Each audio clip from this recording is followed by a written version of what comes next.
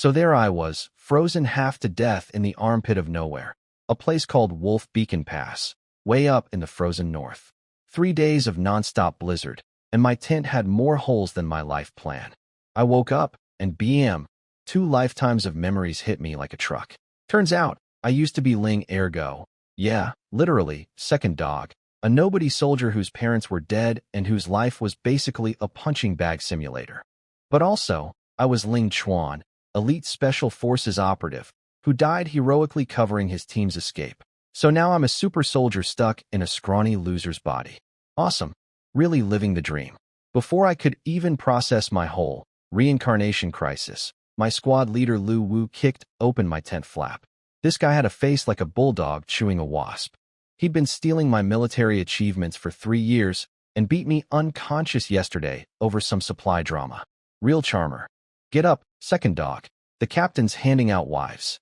Move it or you won't even get an ugly one. Yeah, you heard that right. Wives. Apparently, the Empire ships convicted women to the border every 6 months for soldiers to pick like groceries. The catch? You must produce a baby within a year, or both of you get sent to the death camp, which is exactly as fun as it sounds. Now, old me would have grabbed some poor woman and handed her straight to Lu Wu, because that's what that bully wanted. He'd get the girl, I'd get the responsibility. Classic scam. But new me? New me is a special forces king. Baby, you want to play dirty? Let's dance. At the selection ground, 30-something women stood on a platform looking like they'd rather be literally anywhere else. The pretty ones. Nobody wanted them. This is the brutal frontier, not a beauty pageant. The hot picks were the strong ones, the ones built like refrigerators. Good workers, good birthers. Romance is dead out here, folks. Lu Wu's goons immediately started roasting me. Hey, second dog, you gonna pick a wife or pee your pants again? And that old lady over there could be your mom and your wife. 2-for-1 deal. Real comedians, these guys. I fired back at one of them. Joe Howe, a.k.a. Joe the Skinner. Told him if he called that older woman Mom, I'd marry her on the spot. The look on his face? Chef's kiss. He nearly swung at me, but Lu Wu stopped him. They still needed me as their little puppet. For now. So I climbed up on the platform and scanned the leftovers. What was left was rough, too old, too sick, too weak. Basically the clearance rack of human misery. Then I spotted her, tucked in the corner, hiding behind a curtain of dirty hair. But her neck was suspiciously pale and elegant, and her rags were actually shredded luxury silk. This was no peasant. This was a diamond someone threw in the dumpster. Turns out she was the daughter of a disgraced Southern general, a war hero the emperor executed because he lost one battle. 3 generations of loyalty, rewarded with a death sentence. Nobody would pick her because they were terrified of getting dragged into her family's mess. Just as I was moving toward her, this older woman with teeth like corn kernels grabbed my arm. Pick me, young man. I'm experienced. I'll have you holding a fat baby by next year. She was practically giving me a sales pitch. I panicked and yanked my arm free like I'd touched a hot stove. She kept coming, so I did the only logical thing. I pointed at the mystery girl and yelled, I want that one. The whole place went nuts. Everyone thought I'd lost my mind. He picked the useless princess. He's gonna serve her tea and call her my lady. He knows he's headed to death camp anyway, so he just gave up. Meanwhile, I'm standing there thinking, you absolute cave dwellers have no idea what you're looking at. Back in my old world, this woman would be a top-tier celebrity, and you morons passed on her for someone who can carry 2 buckets of water. Joke's on all of them. The Special Forces King just entered the chat. So I walked up to this mystery girl, brushed the hair out of her face, and, holy smokes. Under all that dirt was a face so gorgeous it could stop traffic in any century. But her eyes? Dead. Like someone had turned the lights off inside. Until she saw me, and there was this tiny little flicker, like a candle in a hurricane. What's your name? Criminal woman. Sue Lee, she whispered, quieter than a snowflake landing on cotton. Sue. My brain immediately started doing math. There were like 3 noble families with that surname, and only one had recently been thrown in the imperial blender. Oh boy, I just picked the most politically radioactive woman on the entire platform. Did I hesitate? For about half a second. Then I thought, you know what? I'm a reincarnated super soldier squatting in a dead man's body at the edge of civilization. How much worse can things get? Nice name. You're coming with me. She looked at me like I'd grown a second head. Captain Chin even gave me a warning. You sure about this? No takebacks. I hit him with my best manly declaration. A real man of the great Zhou never goes back on his word. Nailed it. Very dramatic. 10 out of 10. Then I grabbed her hand to leave, and she immediately almost face-planted. I looked down. Her ankles were raw hamburger meat from wearing shackles for who knows how long. Infected, oozing, the whole nightmare buffet. I genuinely couldn't imagine how she'd walked hundreds of miles like this. The peanut gallery, of course, had thoughts. Her feet are leaking. That's disgusting. Marrying her is like buying a cursed lottery ticket. Suli heard all of it. And instead of crying, this woman looked me dead in the eye with the pride of a wounded empress and said, "Let go of me. You can still change your mind." A peacock. An actual peacock. This one, broken ankles, prison rags, zero leverage, and still too proud to beg. So naturally, I grinned like an idiot and said, "Remember this. From now on, you're my woman." Then I scooped her up bridal style right there in front of everyone. She yelped, grabbed my neck like I was a roller coaster safety bar, and turned redder than a tomato in a sauna. A moron married a cripple. Match made in heaven. The crowd roared. I didn't hear a word. I was too busy being a main character. I carried her all the way across the camp. At some point she mumbled, face still buried in my chest. How? How long are you going to carry me? Forever, I said, grinning like the smoothest man alive. 2 warm drops hit my neck. She shoved her face deeper into my chest and said nothing. Yeah, I'm that good. We got assigned a little mud brick house, 2 rooms, and a courtyard full of dead weeds and snow. It looked like depression had a summer home. But compared to the group barracks, luxury suite. I set her down, found a stool, and started cleaning the place up. She sat there nervously picking at her sleeves, sneaking glances at me like I was some exotic zoo animal. I'm Suli. What's your name? Ling Chuan. Then she hit me with the bombshell she'd been chewing on. My father was Governor Su Dingfang of the southern border.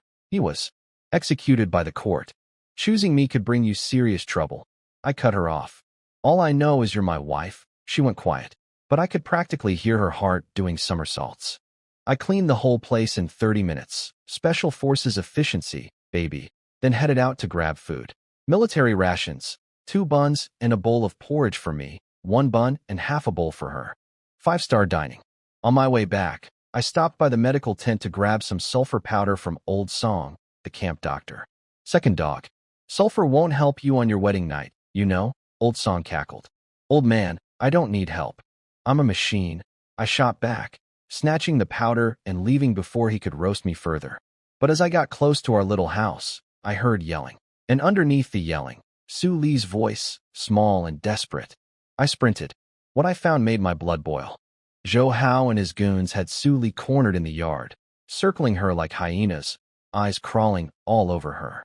Our squad leader Lu Wu wants you to warm his bed tonight. Consider it an honor, sweetheart. Just accept your new life, princess. You're not royalty anymore. Grab her. Stop. Every head turned. There I was in the doorway, radiating enough killing intent to freeze the snowstorm outside. 3 years of special forces training doesn't just disappear because you switch bodies.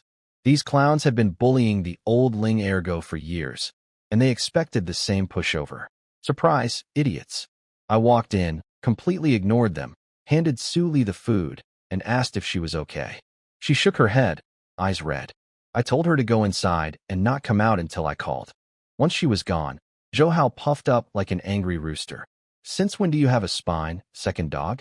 Hand your wife over to the squad leader, or I'll break you in half. So Lu Wu had been planning this from the start. Send me to pick a wife, then steal her.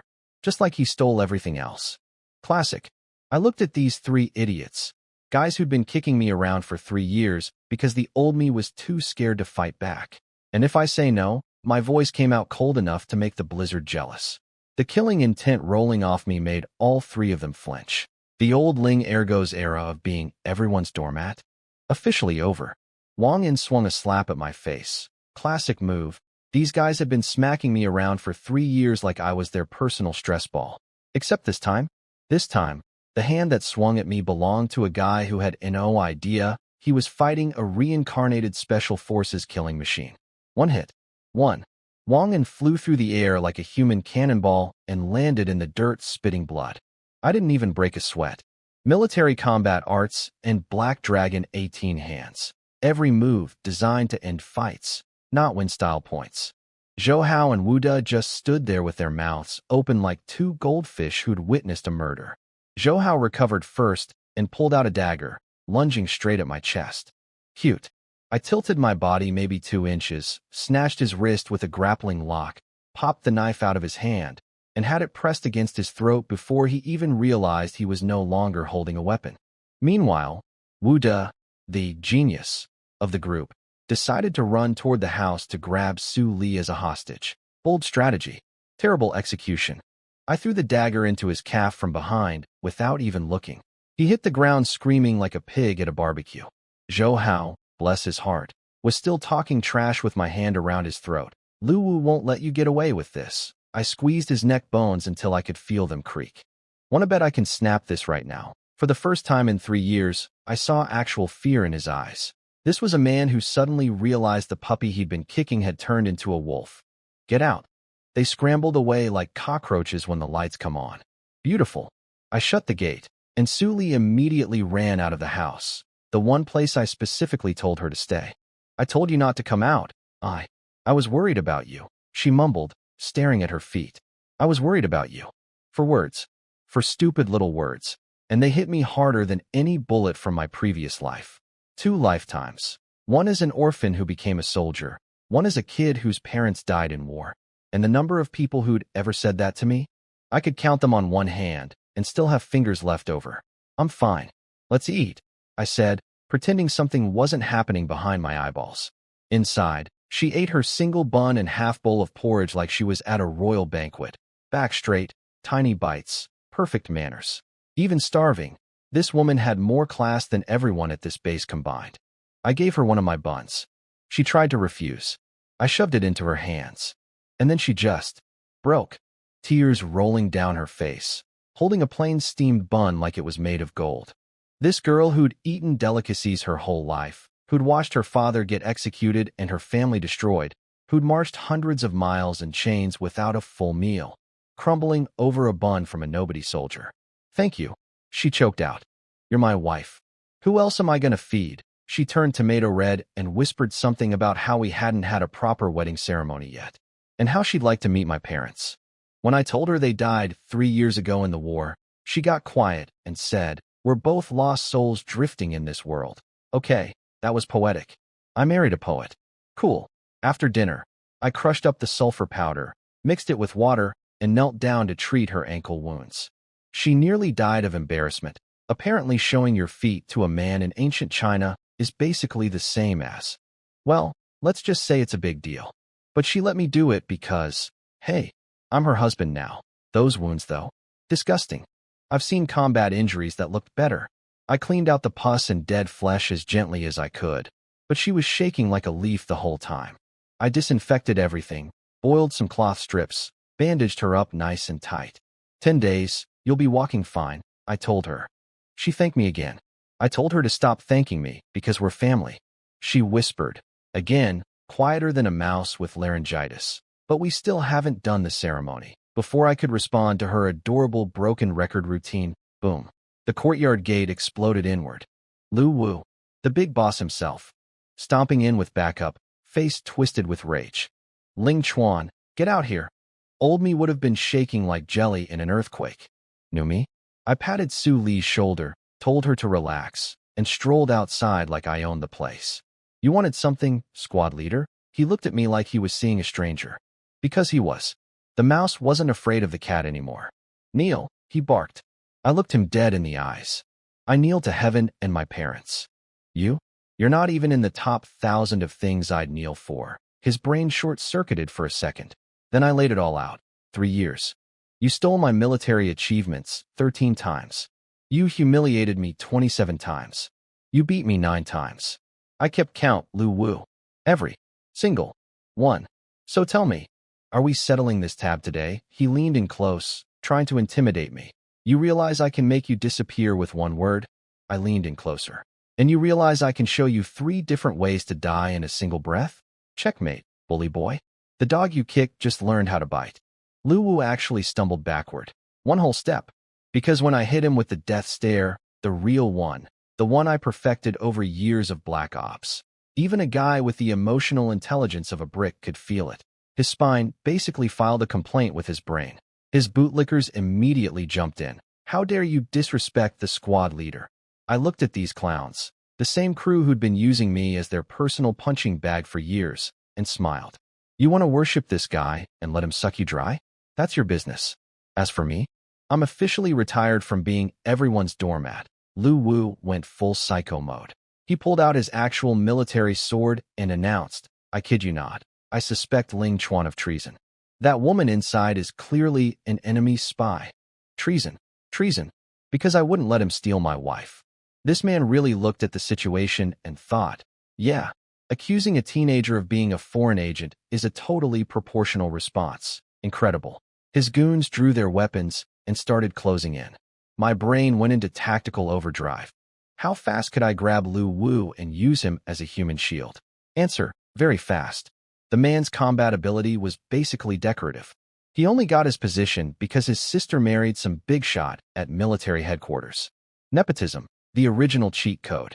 But before I had to demonstrate why you don't bring swords to a special forces fight, stop. Captain Shin walked through the gate like an action movie hero, 2 personal guards flanking him. He took one look at the scene and went absolutely nuclear. What is this? On the battlefield you wet yourselves when you see the enemy, but you're real tough guys against your own people, huh? Lu Wu, scrambling, doubled down on his terrible lie. Sir, I believe Ling Chuan is working with the enemy. That woman is a spy. Captain Chun nodded slowly, the kind of nod that makes guilty people sweat through their armor. Got any proof? I suspect the woman inside is a contact agent. Fine, Chin said, ice cold. I'll investigate thoroughly. If someone's a traitor, I'll personally chop their head off. Then he paused. But if I find out this is a false accusation against a fellow soldier, I'll chop your head off instead. Deal? Lu Wu's face went through about 17 colors in 2 seconds. Sir, I was just conducting preliminary inquiries. I'll go verify things right away. And he practically teleported out of my yard with his goons tripping over each other behind him. Chef's kiss. Beautiful. Once they were gone, I bowed to Captain Chun, still not sure why he'd shown up at my doorstep like a guardian angel with perfect timing. He smiled. Relax. I just came to bring you a blanket. A blanket. The man saved my life and played it off as a bedding delivery. Legend. But then he looked past me toward the house and called out. Little Lee, I came all this way. You're not even going to say hello? Su Li rushed out and bowed formally. Turns out Chun had served under her father, General Su Dingfang. The general had mentored him, helped his career, and Chun had been quietly investigating the conspiracy that got Su Li's father killed.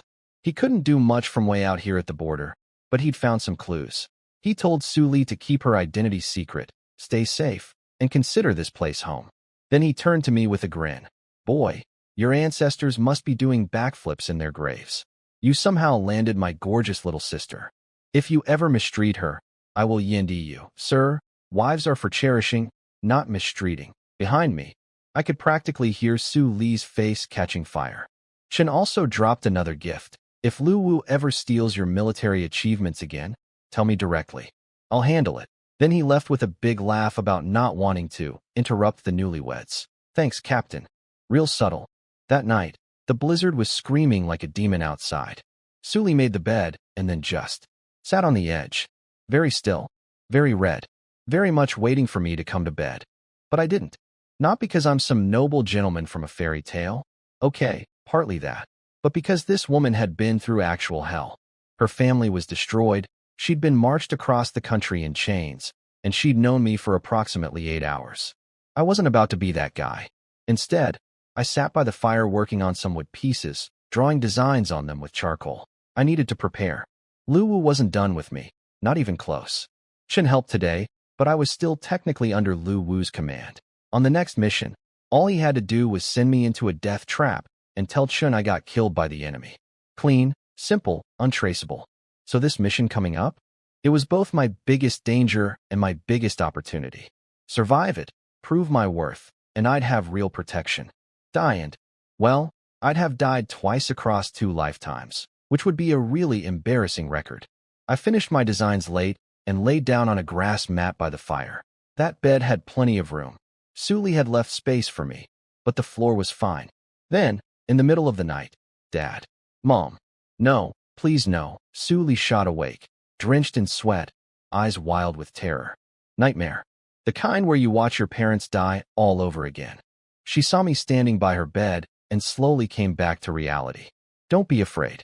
I'm here, for words. That's all it took. The dam broke. This woman, who hadn't cried once since her father told her, "Don't cry, you're a Sioux," right before his execution, who survived months of torture and starvation without shedding a single tear, threw herself into my arms and absolutely lost it. I just held her and patted her back. What else can you do? Sometimes people don't need solutions. They need someone to hold them while the world falls apart. When she finally stopped sobbing, she whispered, "My parents, my family.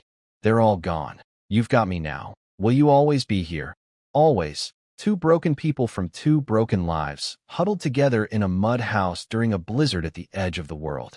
Not exactly a fairy tale beginning, but honestly, it felt like the realest thing either of us had ever had.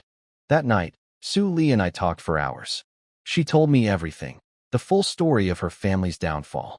And honestly, the more I heard, the more I realized this empire was a dumpster fire wearing a crown. The emperor was an idiot. Corrupt officials ran everything.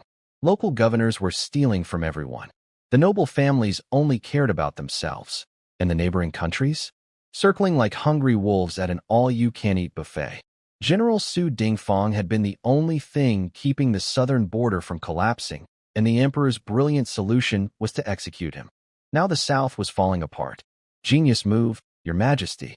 Really top-tier leadership. Su Li fell asleep holding my hand, and for the first time in forever, she actually slept peacefully. Meanwhile, I'm lying there half on the bed, wide awake, trying to process the fact that I've been reincarnated into a crumbling dynasty that's basically the Titanic with a flag on it. Did I have thoughts? Lying next to a stunning woman? I'm a reincarnated soldier, not a reincarnated monk. But she'd been through absolute hell, and I wasn't about to add, creepy opportunist, to my resume. The floor and I had become good friends anyway. Next morning, I got up early, borrowed some tools, and started carving up those wood pieces I'd been designing the night before. Suli walked out of the house, and I looked up, and brain.exe has stopped working. She'd washed up. Just water, no makeup, nothing fancy. And she looked like, imagine if a goddess got bored of heaven and decided to cosplay as a refugee. Even yesterday, behind all that dirt, I could tell she was beautiful. But Clean Sue Lee? Clean Sue Lee was a national security threat. Countries would go to war over this face. I stared. I stared way too long. She turned pink. Why are you staring at me like that? Thank you, ancestors, I practically shouted. I hit the jackpot. If you don't mind me. That's my good fortune, she said, being all humble and adorable about it. I sat her down because her ankles were still busted, and she noticed my wood project. What are you making? A bow. A bow? I grew up in a military family, and I've never seen anything that looks like that. Yeah, no kidding. Because what I was building doesn't exist in this world yet. A compound bow. Back in my previous life, this thing was the apex predator of archery. Insane range, laser accuracy, devastating power, and the best part? You don't need gorilla arms to use it. Regular bows in this world needed crazy upper body strength. The iron frame bow? Only superhuman beasts could even pull it. But MY bow? Anyone could fire it multiple times without turning their arms into noodles. No carbon fiber, no precision machinery, just wood, ingenuity, and the knowledge of a 21st century weapons expert crammed into a medieval teenager's body. Easy. It's different from other bows, I told her with a grin. You'll see when it's done. Around noon, right after lunch. Ling Ergo. Formation at camp. Suli grabbed my arm immediately. Is it a mission? Be careful. Watch out for Lu Wu, smart woman. She knew exactly what I knew. In a blizzard like this, the enemy wasn't attacking. But Lu Wu? Lu Wu didn't need enemies to be dangerous. He was the enemy. I'll be back before dark. Stay home. She walked me to the door looking like a worried wife in a war movie. Which, I guess, is exactly what she was. At camp, everyone was there except Wu Da, who was still recovering from the dagger I parked in his leg yesterday. Lu Wu, Zhou Hao, and Wang En were all giving me the death glare. I grabbed my gear, a beat-up leather armor that had been patched more times than my grandmother's quilt, and a hand-me-down military sword that had probably seen more owners than a used car. Patrol duty. We had to check the mountain passes around Wolf Beacon Pass, narrow trails where small enemy groups might sneak through. Usually it was just a formality, since the paths were already booby-trapped and nearly impossible to navigate. A walk in the park, unless your squad leader was planning to murder you. I took point, standard formation, lead man walks ahead. Behind me, 3 guys who'd been bullying me for years and had just tried to steal my wife. Totally normal patrol vibes. We got deep into a canyon, and that's when my every survival instinct lit up like a Christmas tree. You don't spend years in special forces without developing a sixth sense for someone behind you is about to do something stupid. Lu Wu was quietly drawing his bow. Zhou Hao and Wang En had their hands on their sword handles. The plan was obvious. Arrow to my back, then rush in and finish me off. Tell Captain Chun I died fighting the enemy. Case closed. Perfect crime. Well, almost perfect. So, you're finally going for it, huh? I turned around slowly, wearing my best, I've been expecting this, smirk. The look on their faces? Priceless. 3 grown men caught red-handed like kids stealing cookies. Except the cookies were attempted murder. Zhou Hao pulled his sword and went full villain monologue. Today is your last day. Ling Ergo, Lu Wu, arrow aimed at my chest, snarled. You should have known your place. Remember to make better choices in your next life. I looked at him. This man who got his position through nepotism, whose combat skills were basically decorative, who was pointing an arrow at a special forces operative. And I said, Lu Wu, have you ever heard the phrase villains die because they talk too much? Before the last word even left my mouth, I launched. Full sprint. Straight at him. Like a leopard that just heard the dinner bell. He panicked and released the arrow, aimed at my chest because he knew he wasn't skilled enough to hit anything smaller. Big target, safe bet, right? Wrong bet. Wrong target. Wrong day. Wrong guy. The arrow was inches from my chest. Inches. But here's the thing about fighting a special forces operative. We don't stand still like targets at a carnival. I twisted, the arrow kissed my armor and flew past, and in the same motion I drew my sword and swung downward. Lu Wu's bow dropped to the ground. So did his arm. Just. The whole arm. Detached. Lying in the snow like a lost glove. Blood spraying everywhere, turning the white snow into modern art. AGH, Lu Wu screamed, stumbling backward, clutching his new stump. I was already in his face. 10 steps between us. Covered in a blink. Special forces speed in a teenager's body. Turns out muscle memory doesn't care what century you're in.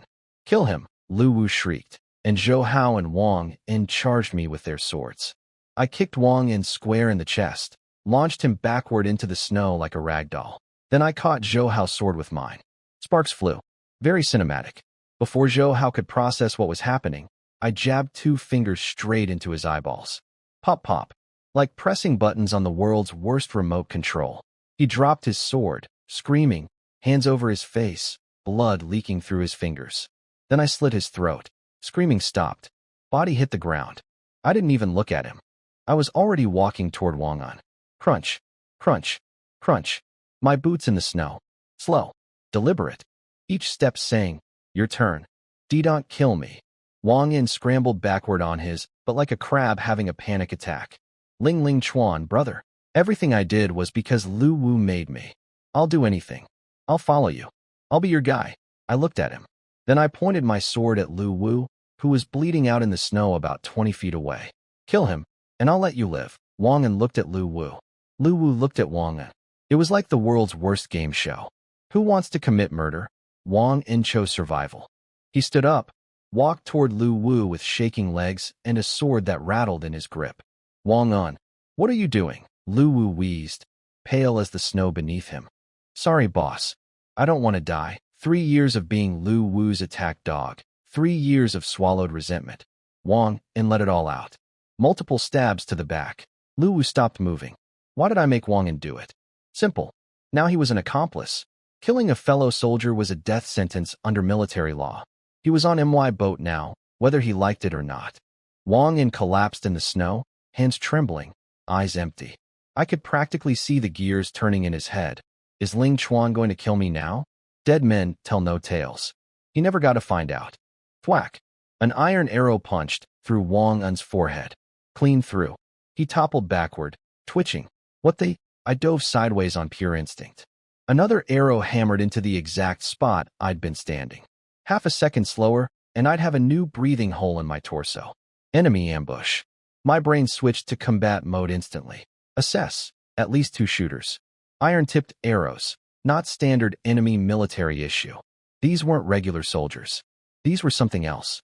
I found cover and started analyzing trajectories. One shooter, located by the arrow that killed Wang Un. Second shooter, different angle, the one that almost got me. Using my previous life's training, I tracked the arrow path back to a position behind a large boulder. I grabbed Lu Wu's bow and quiver. Rest in pieces, buddy, but thanks for the gear, and started returning fire. Problem: this bow was garbage. A basic horn bow, nothing like the compound bows I trained with. It was like going from a sniper rifle to a slingshot. I fired several shots and missed every time because these guys had excellent cover. Meanwhile, they almost tagged me 3 times. Without my reflexes, I'd have been a porcupine. Okay, new plan. Screw range combat. I burst from cover and sprinted straight at the closest shooter, a blonde-haired, blue-eyed guy hiding behind a rock. He saw me coming and smiled. Arrogant. Drew his bow, fired. I dodged mid-sprint. He reached for another arrow, but I was already there. Right in his face. He pulled a curved sword and charged. I threw a snowball at his head. Yes, a snowball. In a life-or-death fight. The absolute disrespect. He instinctively slashed at it, because his brain said, incoming object, and his body said, chop, and the snowball exploded into powder.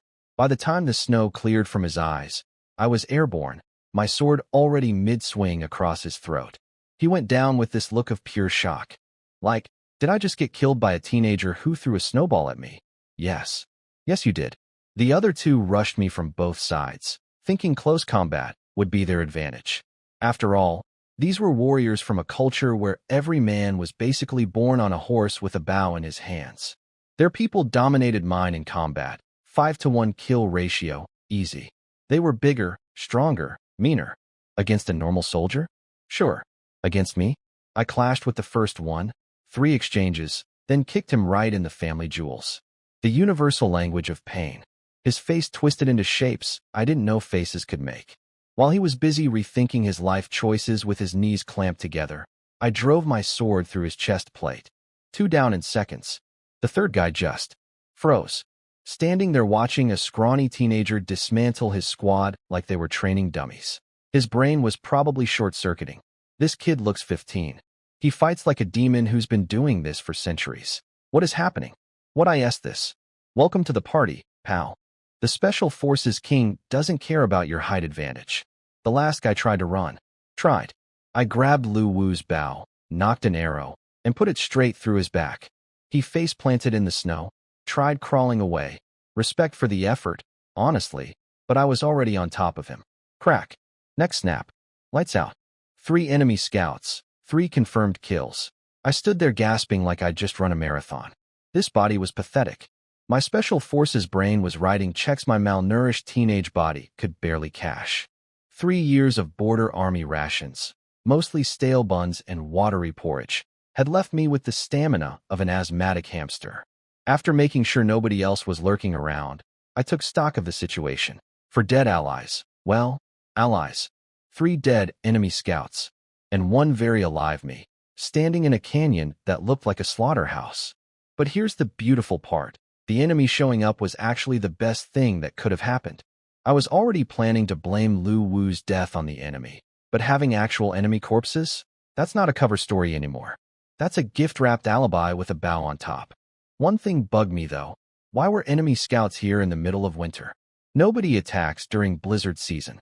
Were they planning a surprise New Year's offensive while our guard was down?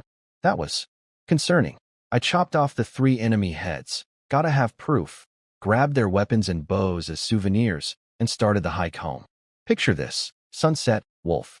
Beacon Pass looming in the snowstorm like a sleeping dragon, and me, a blood-soaked teenager carrying 3 severed heads like grocery bags. strolling through the front gate. The place went insane. Every soldier came running. Even Captain Chen showed up, eyes wide. Ling Chuan, what happened? Ran into enemy scouts on patrol, I said, dangling my head collection casually. You killed all three? Just one. Squad leader Lu Wu and Zhou Hao got the other two. I paused for dramatic effect. They didn't make it. Gasps everywhere. Shock. Murmuring. Then, and this was my Oscar-winning moment, I rolled my eyes back and collapsed. Chen caught me just in time. Beautiful performance. Standing ovation from my internal audience. They carried me to Chen's tent. Old Song the doctor checked me over and found nothing but scratches. Just severe exhaustion. He'll be fine with rest. Of course I was fine. I was acting. Method acting. Stanislavski would have been proud. I lay there, unconscious, feeling very pleased with myself, until I heard the report come in. Sir, we've recovered Lu Wu's squad's bodies. My stomach dropped. Because I suddenly realized Chen was experienced enough to read wounds. One look at Lu Wu's sword-cut arm stump and Zhou Hao's gouged eyes and slashed throat, and he'd know those weren't enemy kills. Those were close-quarters execution wounds from someone who knew exactly what they were doing. I cracked my eyes open, and there was Chen, standing right there, staring at me, like a cat that already caught the mouse and was just enjoying the show. My brain, oh no. Sir, save it. It's just us. You can stop pretending. He walked over and sat down, looking almost amused. So let me get this straight. You killed Lu Wu's squad, then single-handedly wiped out 3 enemy scouts, and came home with a cover story. Should I punish you or promote you? How did he know? How? Did you figure it out, sir? He smiled. Yesterday, you picked a fight with Lu Wu. The man holds grudges like a hobby. I knew he'd try to kill you on today's patrol. So I had someone tailing you the whole time. My brain, no. He'd seen everything. The arm chopping, the eye gouging, the throat slitting, the go kill your boss, move with Wang in, all of it. My brilliant performance of fainting at the gate, he already knew the whole script before I walked in. I'd been out scheming myself while a guy was literally watching from behind a tree taking notes. Humbling. Thank you, sir, was all I could manage. He poured 2 bowls of rice wine. The stuff was cloudy and weak. Tasted like someone had described alcohol to water and water had tried its best. But in this freezing hellscape, it was basically medicine. Don't thank me. I did it for Su Li. He took a sip. But I didn't expect you to be hiding this much skill. 3 enemy scouts, alone, barely a scratch? Who are you? Then came the serious talk. Under military law, killing fellow soldiers was an automatic death sentence.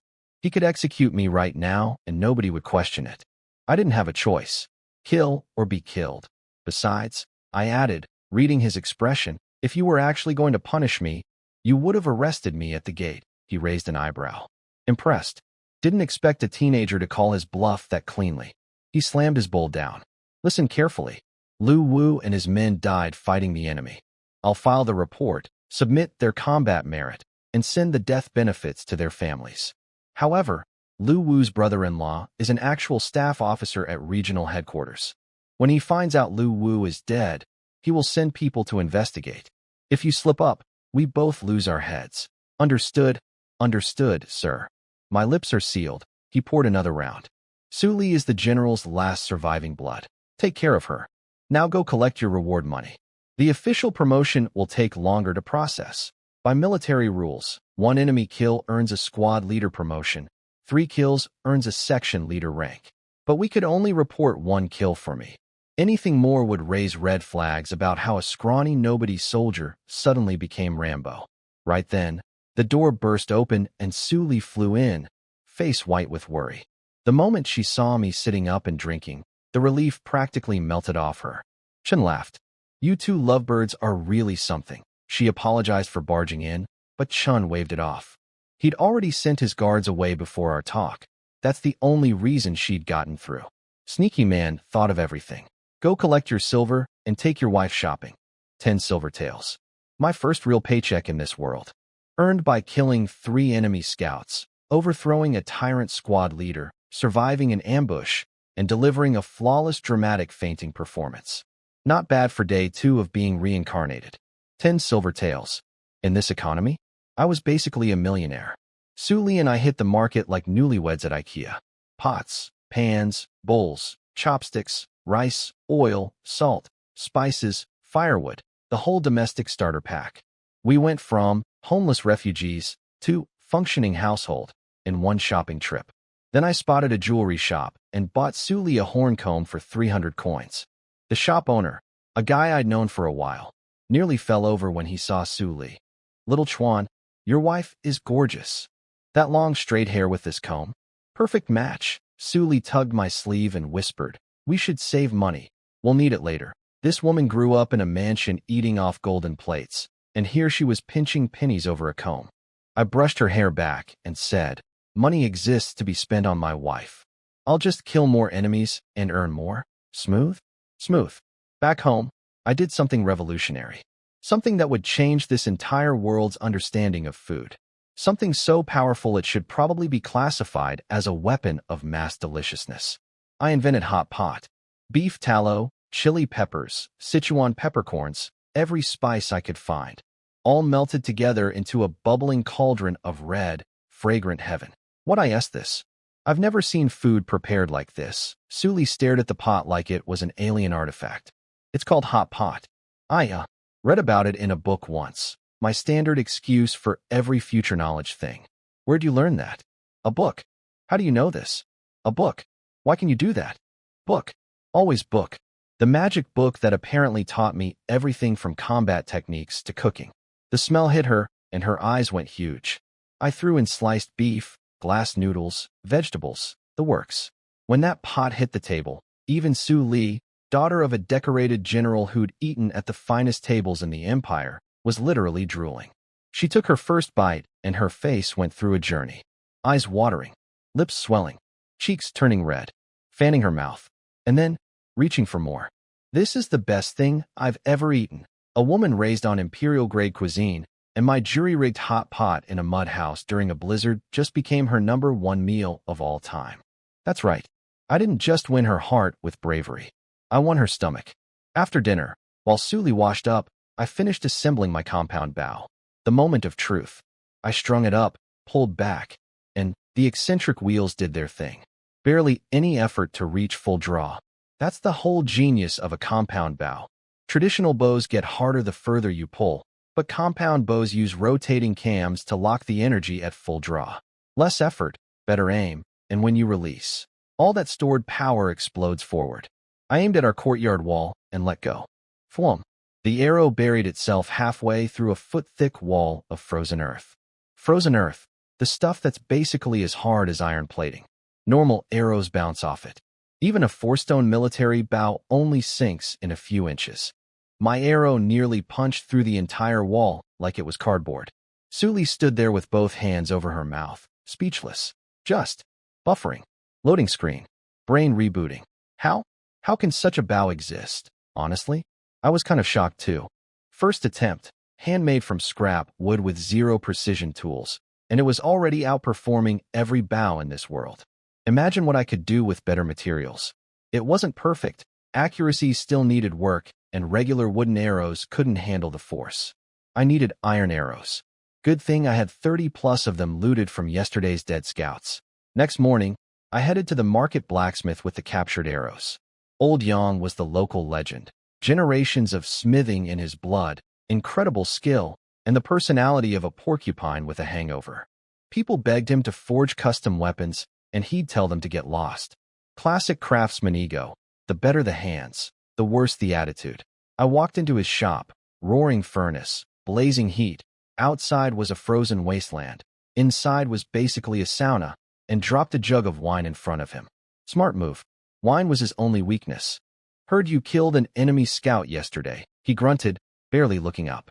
"Got lucky. Luck doesn't exist on a battlefield," he shot back. "Fair point, grumpy old man." I pulled out my arrow quiver. "I need these redesigned." He examined one. "Enemy iron arrows." "Yep." "Captured goods." I grabbed a piece of charcoal and sketched my design on the workbench. A 3-sided arrowhead with equally spaced razor edges running perfectly straight. Any curve and the arrow flies crooked. Plus 3 barbed hooks at the base so that pulling the arrow out causes as much damage as it going in. Old Yang stared at my drawing. His expression slowly shifted from annoyed drunk guy to a man who just discovered fire. Where did you see this design? Made it up myself. He didn't push further. He actually put down his wine. This man loved alcohol more than breathing, and he set it aside because my arrowhead design was more interesting. That's when I knew I'd designed something special. He could see it with his expert eyes, the aerodynamic stability, the penetration efficiency, the weight-to-shape ratio. Generations of blacksmithing knowledge told him this tiny arrowhead was better than anything anyone in this world had ever created. Because, of course, it was. It was a modern broadhead design from a world that had spent thousands of years perfecting the art of putting pointy things into other things at high speed. Come back before dark, he muttered, already rolling up his sleeves and shoving arrows into the furnace. The wine sat untouched. I'd just found my weapons manufacturer. A grumpy, alcoholic, brilliant weapons manufacturer. This army of one was starting to build its supply chain. Back home, I checked Sue Lee's ankles, healing nicely after the sulfur treatment, but still needed proper medicine. Which got my brain spinning, because I happened to know the recipe for the most legendary wound medicine in human history, Yunnan Baiyao. In my previous life, that formula was a national secret. Like, classified level classified. The only reason I knew it was because Special Forces operatives got access to it for emergency field situations. And the funny thing? Most of the ingredients were common herbs you could find anywhere. The magic was in the preparation process. I raided Old Song's medical supplies, brought everything home, and spent the entire afternoon grinding, mixing, and processing like a medieval pharmacist having a fever dream. "What are you doing now?" Suli asked, watching me crush herbs like a man possessed. "Making medicine. Your wounds will heal in days with this stuff. You know medicine too?" At this point, she'd stopped being surprised and started being suspicious. A soldier who fights like a demon, builds impossible weapons, cooks revolutionary food, and practices medicine? I was basically a walking Wikipedia with abs. I sprinkled the powder on her wounds and wrapped them up. "How does it feel?" "It smells nice. And it's warm. Perfect. Exactly what Yunnan Baiyao should do."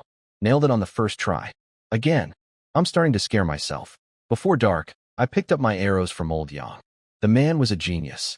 Every single arrowhead was flawless. 3 razor edges perfectly symmetrical, blood grooves carved clean, and 3 wicked barbed hooks at the base. Going in was bad. Coming out was worse. Well, he looked at me like an artist waiting for a gallery review. Masterpiece, Yang Shifu. Absolutely perfect, obviously. 4 generations of blacksmithing excellence.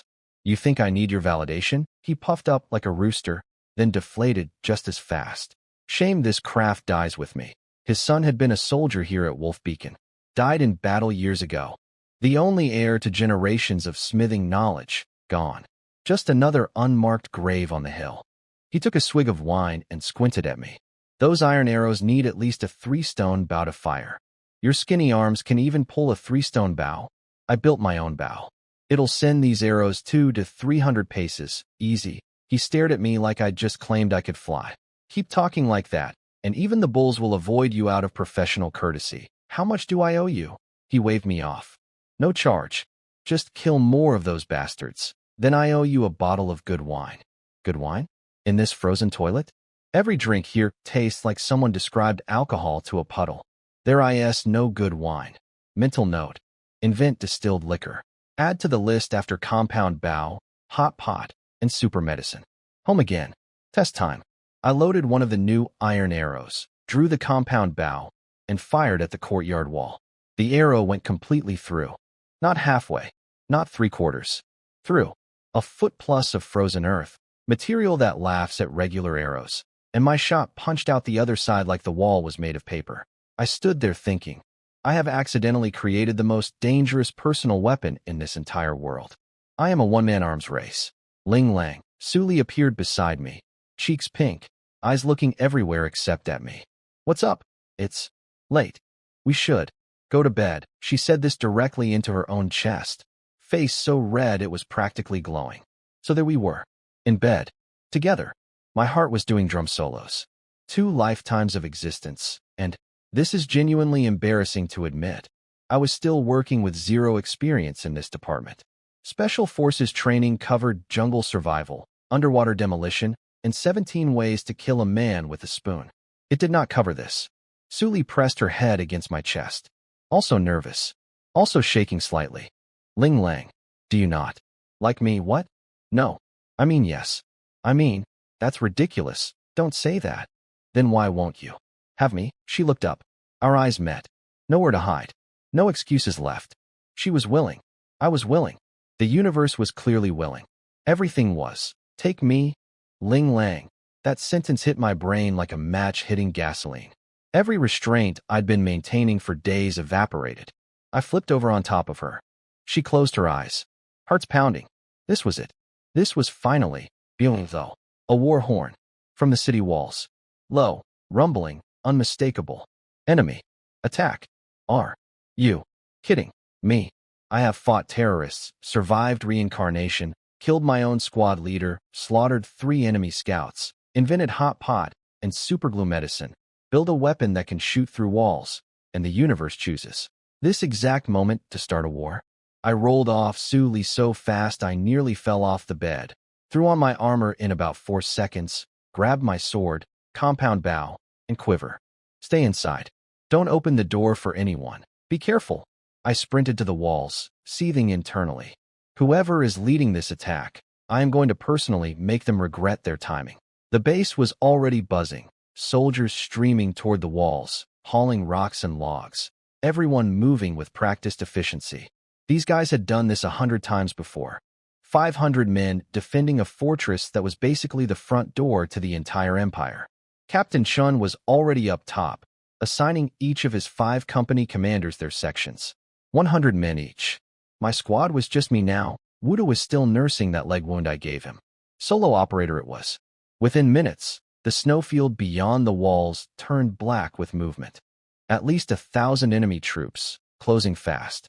Horses thundering, the ground literally vibrating beneath us. Then their commander rode forward. Big guy, really big. Full iron armor gleaming under the moonlight like a refrigerator with anger issues. He pointed a massive spear at the walls and bellowed, "Chen Jinghuayo, your grandfather is here.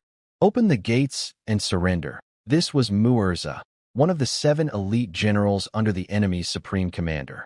Brutal, fearless, and responsible for more dead border soldiers than I could count. 500 cavalry, 800 infantry. A serious force. Chen shouted back, "Mu'erza, after all these years, you still don't know? The soldiers of Great Zhou only die fighting. We don't surrender." Mu'erza laughed, this huge, booming laugh that echoed off the canyon walls. "Maybe the old Zhou was worth fearing, but your empire is rotting. Be honest, does that emperor on his golden throne even know you exist? Does he care if you live or die?" Shin went quiet. Because the worst part? The enemy wasn't wrong. The emperor was useless, the court was corrupt, and nobody in the capital gave a single thought about 500 men freezing to death at the edge of the world. But Chen was a soldier, and soldiers don't get to choose their emperors. They just hold the line. Meanwhile, I was on the wall, compound bow loaded with brand new triple-barbed iron arrows, and one very personal grudge against every enemy combatant for their catastrophically bad timing. "Let's dance, Mu'erza. I've got some frustration to work out." Chun trash-talked Mu'erza right back, and then, whoosh, an iron arrow came screaming out of the dark, aimed straight at Chen's head. The man sliced it out of the air with his sword, one-handed, without flinching. "Okay, Captain Chun, you're cool. I'll admit it." But then more arrows rained in, and not everyone was that fast. Right next to me, Company Commander Old Ma took one straight through the throat. I caught him as he fell, blood everywhere, his hands gripping my arms, trying to speak, but only making gurgling sounds. I watched the light drain from his eyes in real time. Old Ma wasn't my best friend, but he was one of us. And he died because some enemy sniper was sitting out there in the dark, picking off our officers like it was target practice. Mu'erza's laughter echoed up from below. "See that, Chen?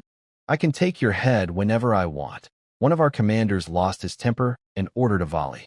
Every archer on the wall let fly. The arrows sailed out heroically into the night, and landed 30 steps short of Mu'erza. Just plopped into the snow like sad little sticks. Not even close. This was the problem. Their bows outranged ours. Mu'erza was standing over 250 steps away, way beyond what our standard bows could reach. He knew it. That's why he was parading around out front like he was at a picnic. "Go ahead, shoot at me. I'm untouchable." "Well, buddy, Let me introduce you to something this world has never seen. I pulled out my compound bow, loaded a brand new triple-barbed iron arrow, drew back. The eccentric cams locked smooth as butter, aimed at that shiny iron breastplate gleaming in the moonlight, and released. Thwum! The arrow crossed 250 steps of open air and punched through Muirz's iron armor like it was tinfoil. The man, this terrifying warlord, one of 7 elite generals, the guy who'd been terrorizing our border for years, looked down at the arrow sticking out of his chest with the expression of someone who just realized the rules of reality had changed. He toppled off his horse into the snow, dead before he hit the ground. The wall went silent. Every single person, Captain Chun, the commanders, 500 soldiers, just stood there with their jaws hanging open. 250 steps. Through iron armor.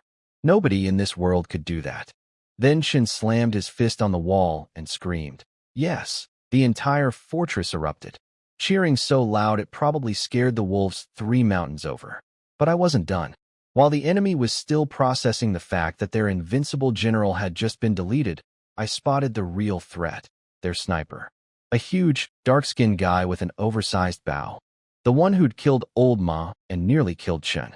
He was pulling back for another shot. I fired arrow number 2. This guy was good, though. He sensed it coming, some kind of battlefield instinct, and dodged at the last millisecond. My arrow grazed his cheek, drawing a line of blood across his face.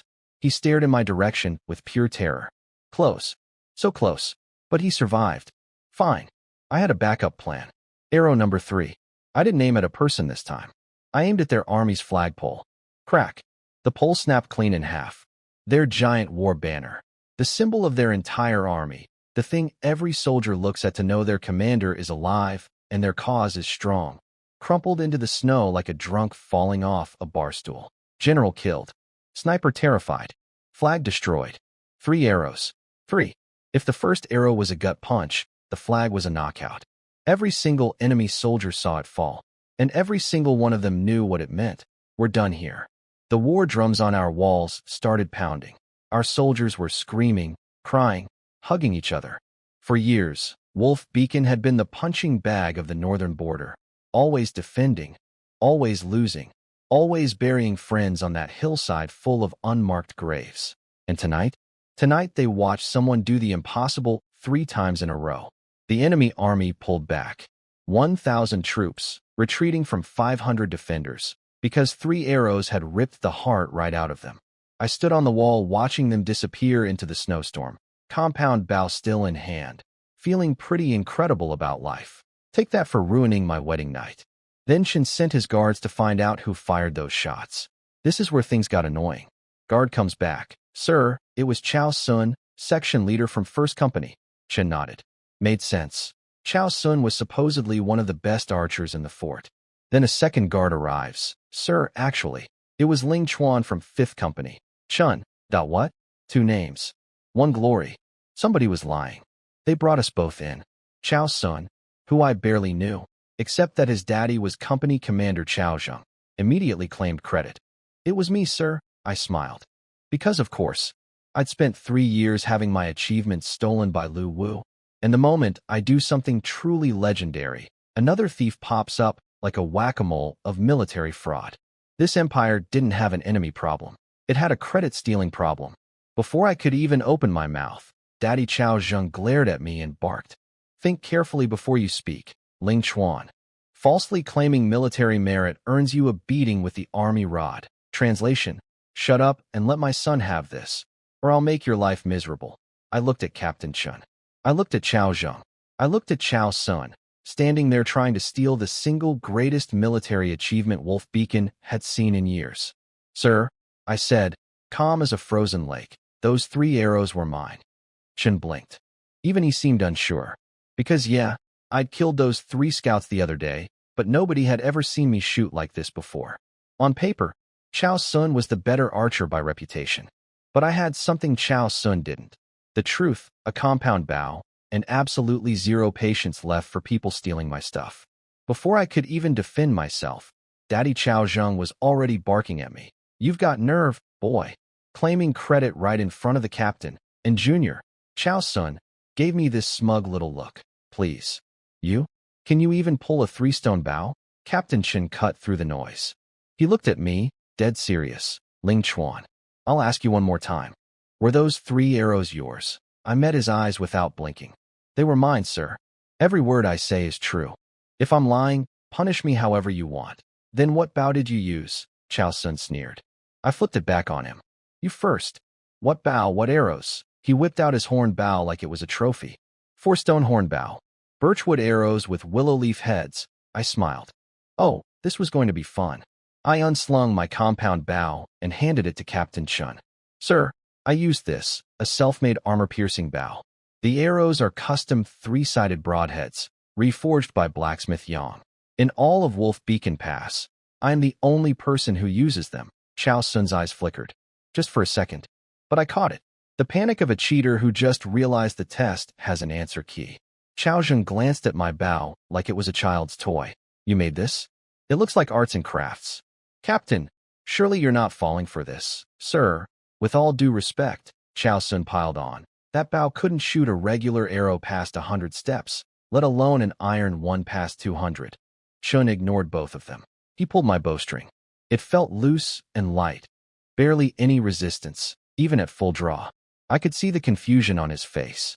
From his perspective, this bow felt like pulling a rubber band. How could this shoot an arrow through iron armor at 250 steps? Arrow, he said, holding out his hand. I gave him one of my iron arrows. He studied it carefully, the 3-sided pyramid head, the blood grooves, the barbed hooks. His eyes narrowed. This was not a standard arrow. This was a piece of precision engineering disguised as medieval weaponry. Yang the blacksmith made these. I captured the iron arrows from those enemy scouts 2 days ago and had Yang reforge the heads to my design, sir. Chen sent a guard to fetch old Yang. Then he sent 2 more guards outside the walls to search for my arrows. Because here's the thing about my custom broadheads. They were one of a kind. If the arrows in Muir's chest and in that flagpole matched my design, game over for the Chao family fraud squad. Chao Sun started sweating. He knew that if they found those arrows, his lie would collapse like a sandcastle in a tsunami. Chao Zheng, though, still confident, because he genuinely believed his son did it. In his mind, Chao Sun was the best archer in the fort, and some nobody named Ling Chuan couldn't possibly have pulled off the shot of the century. Even if he did know the truth, he'd still cover for his kid. That military achievement was too juicy, killing an enemy general and dropping their war banner. That's 2 of the 4 legendary military feats. Career-making stuff. Promotion guaranteeing stuff. Captain, this is clearly an open and shut case. Chao Zheng declared with the confidence of a man who hasn't realized he's standing on a trapdoor. The boy is trying to steal my son's glory. No further investigation needed. Chen still ignored him. Did either of you have witnesses when you fired? I shook my head. No, sir. Chao Zheng jumped in with a grin so wide you could park a horse in it. I personally watched my son fire all 3 arrows, and so did several of my men. Chen called for witnesses from First Company. 3 soldiers were dragged in front of us. Did you see Chao Sun shoot the enemy general? Chen asked. They looked at each other. Nobody spoke. Awkward silence. The kind that screams. We were told to say yes, but we didn't actually see anything. Chao Zheng glared at them like a disappointed parent at a school play. The captain is asking you a question. Tell him what you saw. 2 of them immediately got the memo and started performing. Yes, sir, I definitely saw Chao Sun shoot Muirza. And, absolutely, right through the chest, I saw the whole thing. The 3rd guy, though, bless his conflicted little heart, hesitated. Then he said, Sir, I did see Chao Sun fire some arrows, but I couldn't tell if any of them actually hit anything. Chao Sun shot him a look that could curdle milk. But then, the door opened, and in walked Chen's 2 guards from outside the walls. One was holding 2 iron arrows. The other was carrying half a flagpole. Found them, sir. Only 2 arrows in that whole area. Didn't take long at all. Chen held up the arrows and pressed them against the broken flagpole. The arrowhead fit into the cut like a key into a lock. Perfectly. Same 3-sided design. Same blood grooves. Same barbed hooks. Custom made. One of a kind. Only one person in this entire fortress uses these arrows. Chao Sun's face went from smug to gray in about 2 seconds. His master plan had been simple. Ride his reputation, use his father's rank, bully the nobody into silence, collect the biggest military achievement of the year. and it would have worked on the old me. The old Ling Ergo would have folded like wet paper. But he picked the wrong guy to rob. Chao Jing finally noticed his son looked like he was about to vomit and started putting two and two together. Even he couldn't believe it, though. How could Ling Chuan, a scrawny kid nobody had ever heard of, shoot an arrow further and harder than the best archers in the fort? Just then, the last piece of the puzzle walked in. "Sir, Blacksmith Yang is here." Old Yang shuffled onto the wall, grumpy as ever, probably annoyed that someone interrupted his drinking. But the moment Chen showed him those arrows, the case was about to be closed permanently. The truth was coming, and the Chow family con artists were about to learn a very important lesson about what happens when you try to steal from a reincarnated Special Forces king. Old Yang walked in, took one look at the arrow Chen was holding, and said, "Yep, that's from the batch Ling Chuan brought to my shop today. I reforged them to his specifications." Boom. Case closed. Exhibit A confirmed. The prosecution rests. Chao Sun's face went through all 5 stages of grief in about 3 seconds. He started flailing. "He's lying. That junk Bao can't shoot 250 steps. He probably bribed the blacksmith." "Yeah, buddy. I bribed the grumpiest man in the entire fortress, a guy who won't even forge weapons for paying customers, to lie for me over some arrows." Makes total sense. Chen turned to Chao Zheng with this beautifully diplomatic expression, the face of a man who already knows the truth but is giving you one last chance to not embarrass yourself. "Commander Chao, how do you think we should settle this?" Chao Zheng, realizing the physical evidence was stacking up against his son like bricks on a coffin, pulled the oldest trick in the book. "Well, since both sides are claiming credit, why not have them compete in an archery contest tomorrow? That'll settle everything." Translation: My son is a legitimately good archer, and even if he didn't fire those arrows, he can still outshoot this nobody kid in a public contest and save face. Chen looked at me. "Ling Chuan? Sure." Chao Sun leaned in close as he left, trying to intimidate me. "You'd better think carefully, second dog. You can still confess and walk away." I watched him strut off with his daddy, and I thought, "Buddy, you have no idea what's coming tomorrow." After they left, Old Yang was standing there looking completely lost. "Wait, what was all that about?" Chen sighed. "Half an hour ago, someone used your arrows to kill the enemy, General Muerza." Yang's jaw dropped. He spun toward me. "You? From 250 steps?" Through iron armor, his eyes were the size of rice bowls. Then he looked at my compound bow and immediately became a skeptic again. "With that thing? That flimsy wood toy? It couldn't shoot past 100 steps. Come watch tomorrow. You'll see." "Oh, I will." He stomped off, probably to drink and rethink everything he knew about archery. Chen asked me to walk the walls with him, inspecting defenses. As we walked, he said casually, "I had no idea you were such an incredible archer. You really hit it well. I had 0 good explanations for this." "Well, sir, I'm actually a reincarnated Special Forces operative from another dimension where we had 2,000 more years of weapons development." Didn't feel like the right answer. So I changed the subject. "You believed it was me from the start, didn't you?" He stopped walking and turned around. "Do I look stupid to you?" Fair point. Moving on. Then he asked something that had been bugging me too. Why would the enemy attack Wolf Beacon in the dead of winter? It made no sense. The terrain was impossible, the weather was suicide, and Wolf Beacon had never fallen despite years of attacks. The enemy wasn't dumb. They'd breached other parts of the northern border plenty of times, raiding and looting before retreating. But they'd never cracked this nut. So why try now, in the worst possible conditions, unless... "The strongest fortresses," I said slowly, "are usually destroyed from the inside." Chun froze mid-step. He turned and stared at me like I'd just read his mind. "Who do you think it is?" he asked through clenched teeth. "Throw out some bait," I said.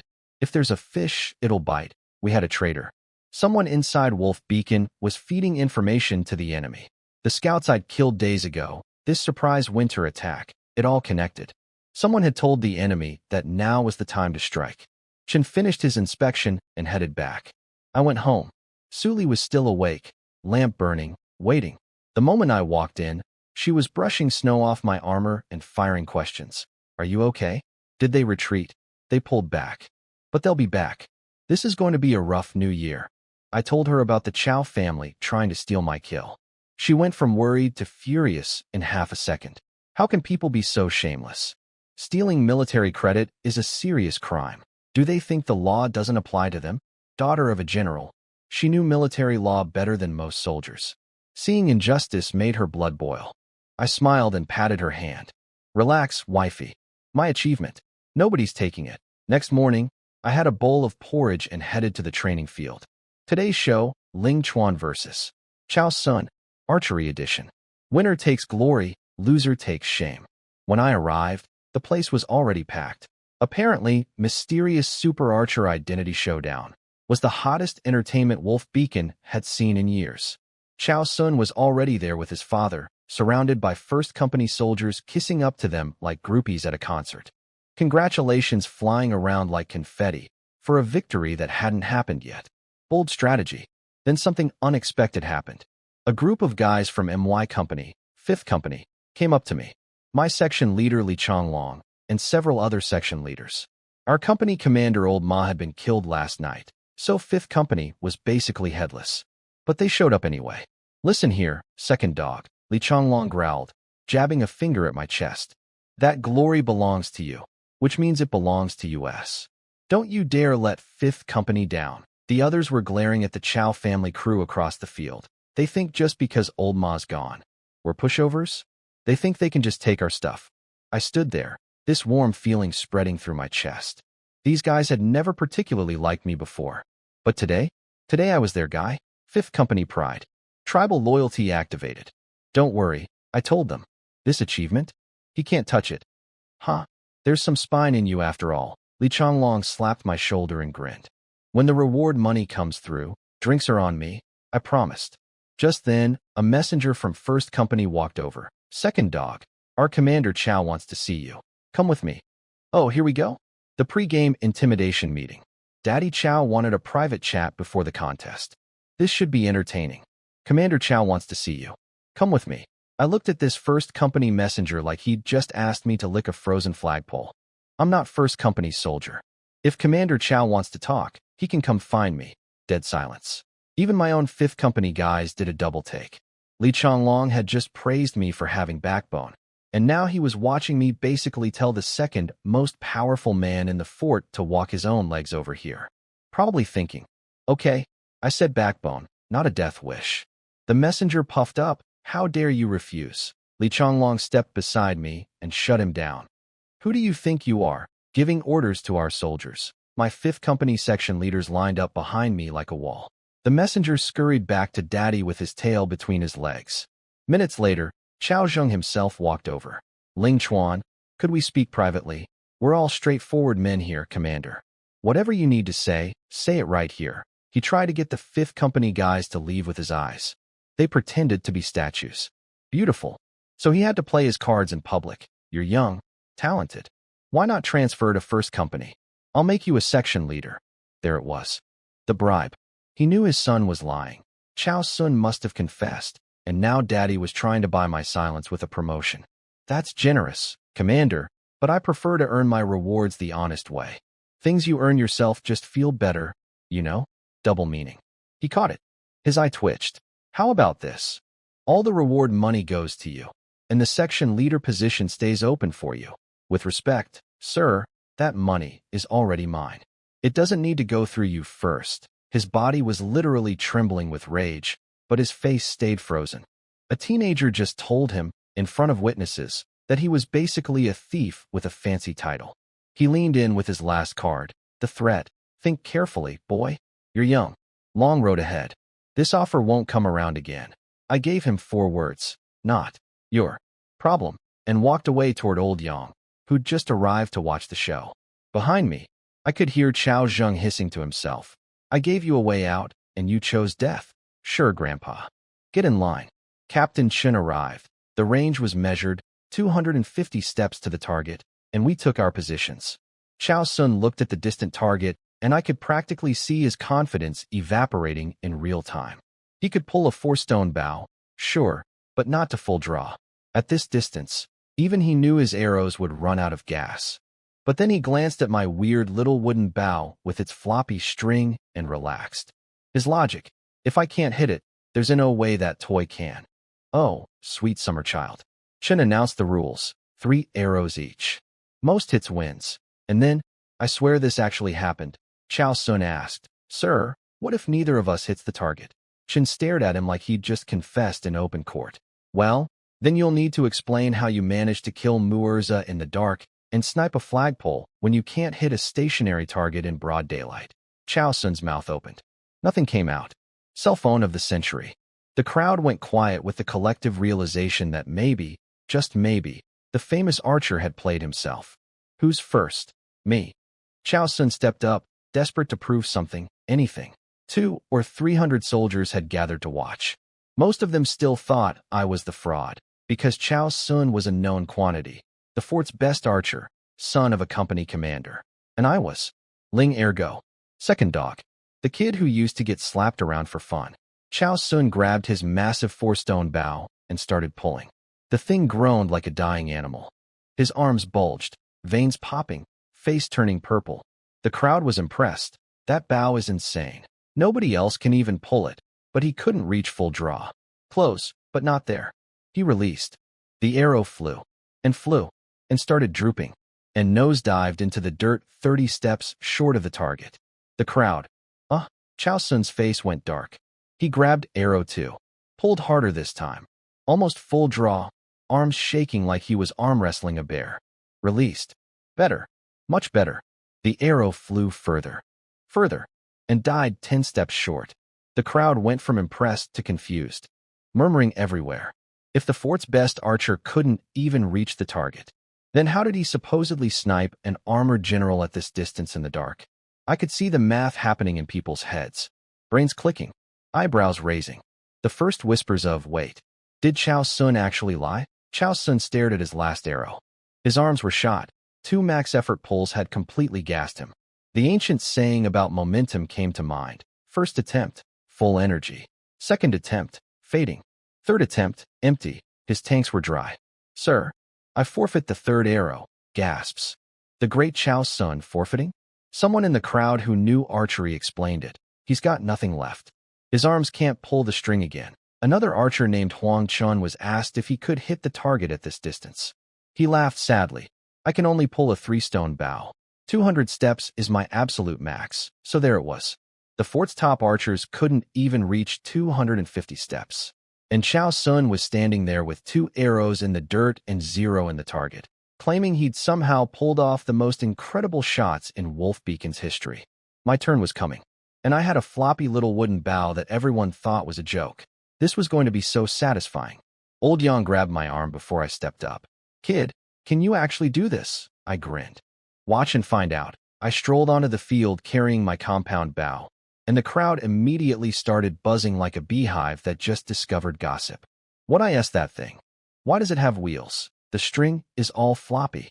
Is this a weapon or a children's craft project?" Even the company commanders were scratching their heads. Nobody in this entire world had ever seen anything like it. Huang Chun, the other top archer, squinted at it and announced, "It looks like a toy with extra steps." Captain Chen asked if I was ready. I nodded. He said, "Go." Here's the thing about compound bows. They're designed to make the impossible look effortless.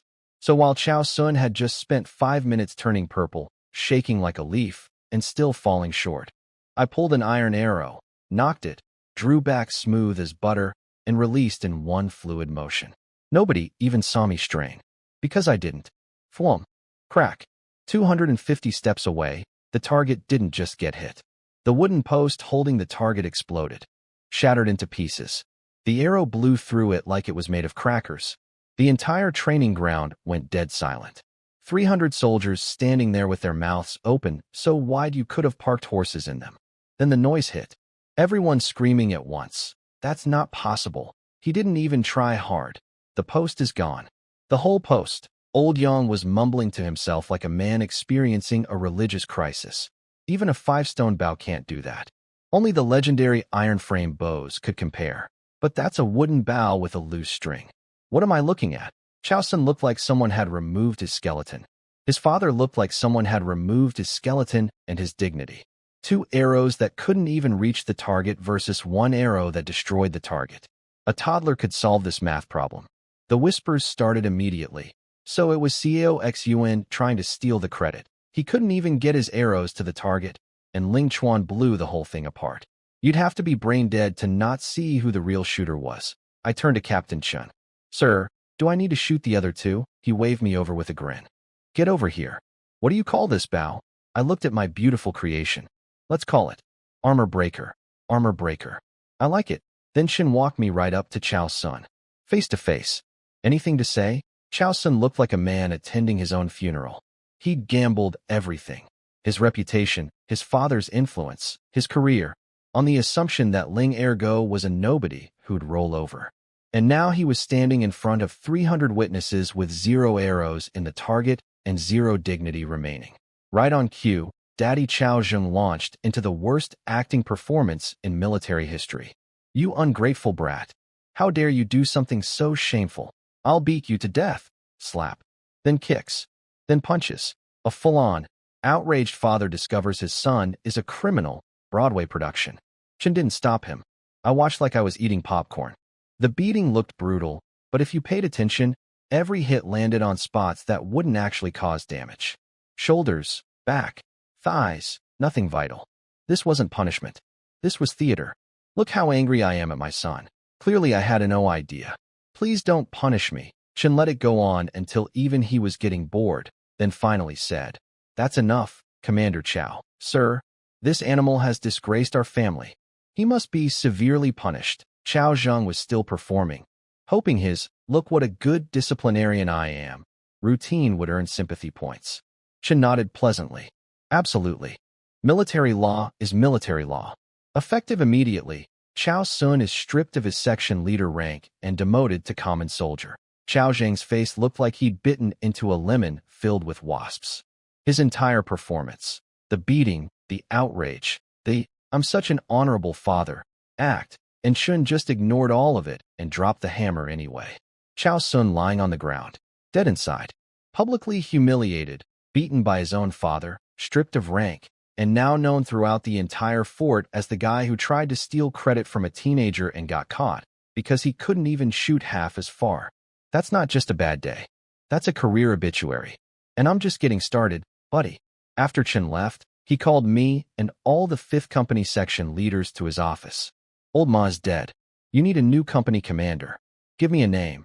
Everyone looked at each other. Classic meeting energy. Everyone wanted the job. Nobody wanted to be the first to say it. And everyone knew they probably weren't qualified enough to convince the others. Chen scanned the room. No volunteers? Fine. I'll nominate someone, he paused. I think Ling Chuan would be a good fit. Young, yes, but brave and smart. A few guys had seen this coming. Why else would Chun invite a regular soldier to a leadership meeting? But not everyone was on board. A section leader named Liang Sheng stood up. 40-ish, most senior guy in the room. The obvious choice, by experience and seniority. Sir, with respect, Ling Chuan has never led troops. War isn't a solo act. Being personally brave isn't enough. You need to be responsible for your brother's lives. I can't support putting 5th Company in his hands. Smart argument. He didn't attack my achievements. That would have been stupid after what everyone just witnessed. Instead, he went for the experience angle. Sure, the kid can shoot. But can he lead? Chen looked at me. This was one of those moments where a mentor sets up the stage, but you have to deliver the performance. He could force the appointment, but it would mean more if I earned it right here.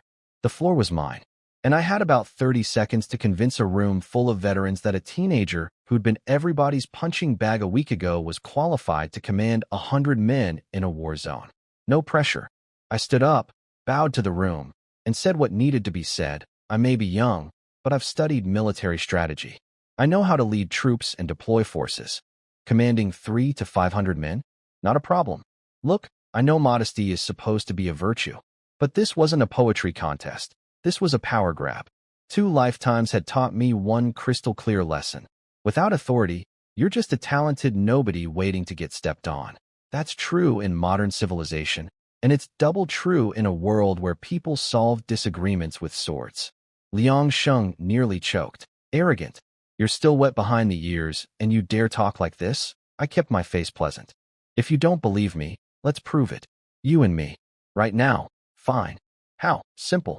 We each command 500 troops on a sand table. Whoever wins, wins. Liang Sheng smirked. So you want to play with toy soldiers? Fine. I'll humor you. Rules. For 100 infantry, 100 cavalry each. Sand table battlefield. Go. My opening move.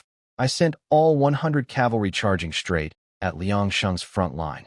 Every section leader around the table winced. Even Qin looked like he was watching someone drive off a cliff. Military 101. Cavalry is your ace in the hole. You save it for the killing blow. You don't throw your entire trump card at the enemy's face in round 1. That's not strategy, that's a tantrum. Liang Sheng laughed like I'd just handed him the game. Pathetic. Spear formation. He deployed his infantry in a textbook anti-cavalry wall. Long spears pointed forward, ready to turn my horses into kebabs. Classic counter. Smart play. Exactly what I wanted. When my cavalry hit the 100-step mark, I split them, half left, half right, swooping around his formation like two wings of a hawk. They never engaged. Just flew past. Liang Sheng blinked. What the? Fire. While his entire infantry was standing there holding spears at ghosts, my archers, hidden behind where my cavalry had been, unleashed a storm of arrows. See, the cavalry charge wasn't an attack. It was a screen. A giant moving wall of horses blocking his soldiers' view of my real formation. The moment the cavalry peeled away, the arrows were already in the air. 3 volleys. His infantry caught completely flat-footed. They had spears out, not shields. By the time Liang Sheng screamed, "Shields up!" my infantry was already charging his front, and my cavalry had circled around to hit his back. Hammer and anvil. Front and rear simultaneous assault against a disorganized formation trying to switch from spears to shields mid-combat. It was over before it started. Everyone around the table was staring at the sand table like it had just performed a magic trick. Qin's eyebrows were practically at his hairline. Not shock, but genuine admiration. The kind of look a teacher gets when a student solves a problem in a way they'd never considered. Was it unconventional? Absolutely. Would a textbook general call it reckless? Probably. Did it win? Completely. In my previous life, I was a military history nerd. Cold weapon warfare was my obsession. Combine that with actual special forces tactical training, and sand table games were basically, well, child's play. Li Changlong grinned and poked Liang Sheng. Hey, you gonna surrender? Or should we watch him wipe out your entire army? Liang Sheng sighed and dropped his command flag. Defeated. Then immediately started making excuses. That was just theory. Paper tigers and sandcastles. You got lucky with a trick play. That doesn't count in real war. Dude, you lost. Stop whining. Another section leader shot back. I'm not a sore loser, Liang Sheng snapped. Then he looked at me with fire in his eyes. But I'm not gambling 100 men's lives on a kid who can push sand around. You want to be company commander? Beat me in a real fight. 5 men versus 5 men. Live combat exercise. Okay, I actually respected that. He wasn't just being petty. He genuinely cared about the soldiers under him. He didn't want them led by someone who could only play chess, but couldn't fight. That's actually honorable. Qin didn't intervene. He wanted to see this too. Theory was one thing. Could I actually lead men in a fight? Deal, I said without hesitation. Each of us picks 5 soldiers, Liang Sheng continued. If you win, I'll not only support you as commander, I'll follow your every order from that day forward. Agreed. But I need to pick and train my 5 first. Fair? I'll give you 3 days. I shook my head. I don't need 3 days. 3 hours. The room went quiet. Li Changlong's mouth fell open. Qin's teacup froze halfway to his lips. 5 section leaders looked at me like I'd announced I was going to fight the war single-handedly while juggling. 3 hours. To select 5 random soldiers, train them into a cohesive fighting unit, and defeat 5 men led by a 40-year-old veteran. Even by my standards, that sounded insane coming out of my mouth. But I knew something they didn't. Modern small unit tactics, perfected over centuries of warfare that this world couldn't even imagine. Li Changlong offered me 5 guys from his own squad. People I already knew. All of them accepted immediately. My 3 arrows stunt last night had apparently turned me from that kid everyone bullies into that terrifying kid we should probably listen to. Progress. But I didn't start training right away. First, I brought everyone, including Li Changlong, back to my house and cooked a massive pot of braised lamb. Yeah, before the biggest test of my military career, I threw a dinner party. Because you know what makes soldiers fight harder than fear or discipline? A full stomach and the feeling that their leader actually gives a damn about them. Su Li played the perfect hostess, general's daughter manners on full display. Everyone was impressed. Second dog married way above his pay grade was written on every face. 3 hours. Is that really enough? Li Changlong asked between bites, still worried. Plenty. After dinner, I took my 5 guys to the training field, but I didn't make them run laps or practice sword drills. I sat them down in a circle, grabbed a stick, and started drawing in the dirt. Formations, signals, movement patterns. What to do when I yell this. Where to go when I signal that. How to cover each other. How to create openings. How to fight as one unit instead of 5 individuals. Will this actually work? One of them asked, squinting at my dirt diagrams. Trust me. Follow my plan exactly, and we won't just beat 5 guys. We could take 10. 3 hours flew by. Liang Sheng showed up at the training ground with his 5 men, looking confident and loose. A crowd had gathered. Apparently, teenager versus veteran in a real combat showdown was even better entertainment than this morning's archery contest. Chen was there too, watching from the side. Liang Sheng walked up to me. To his credit, he was actually decent about it. I don't want to take advantage.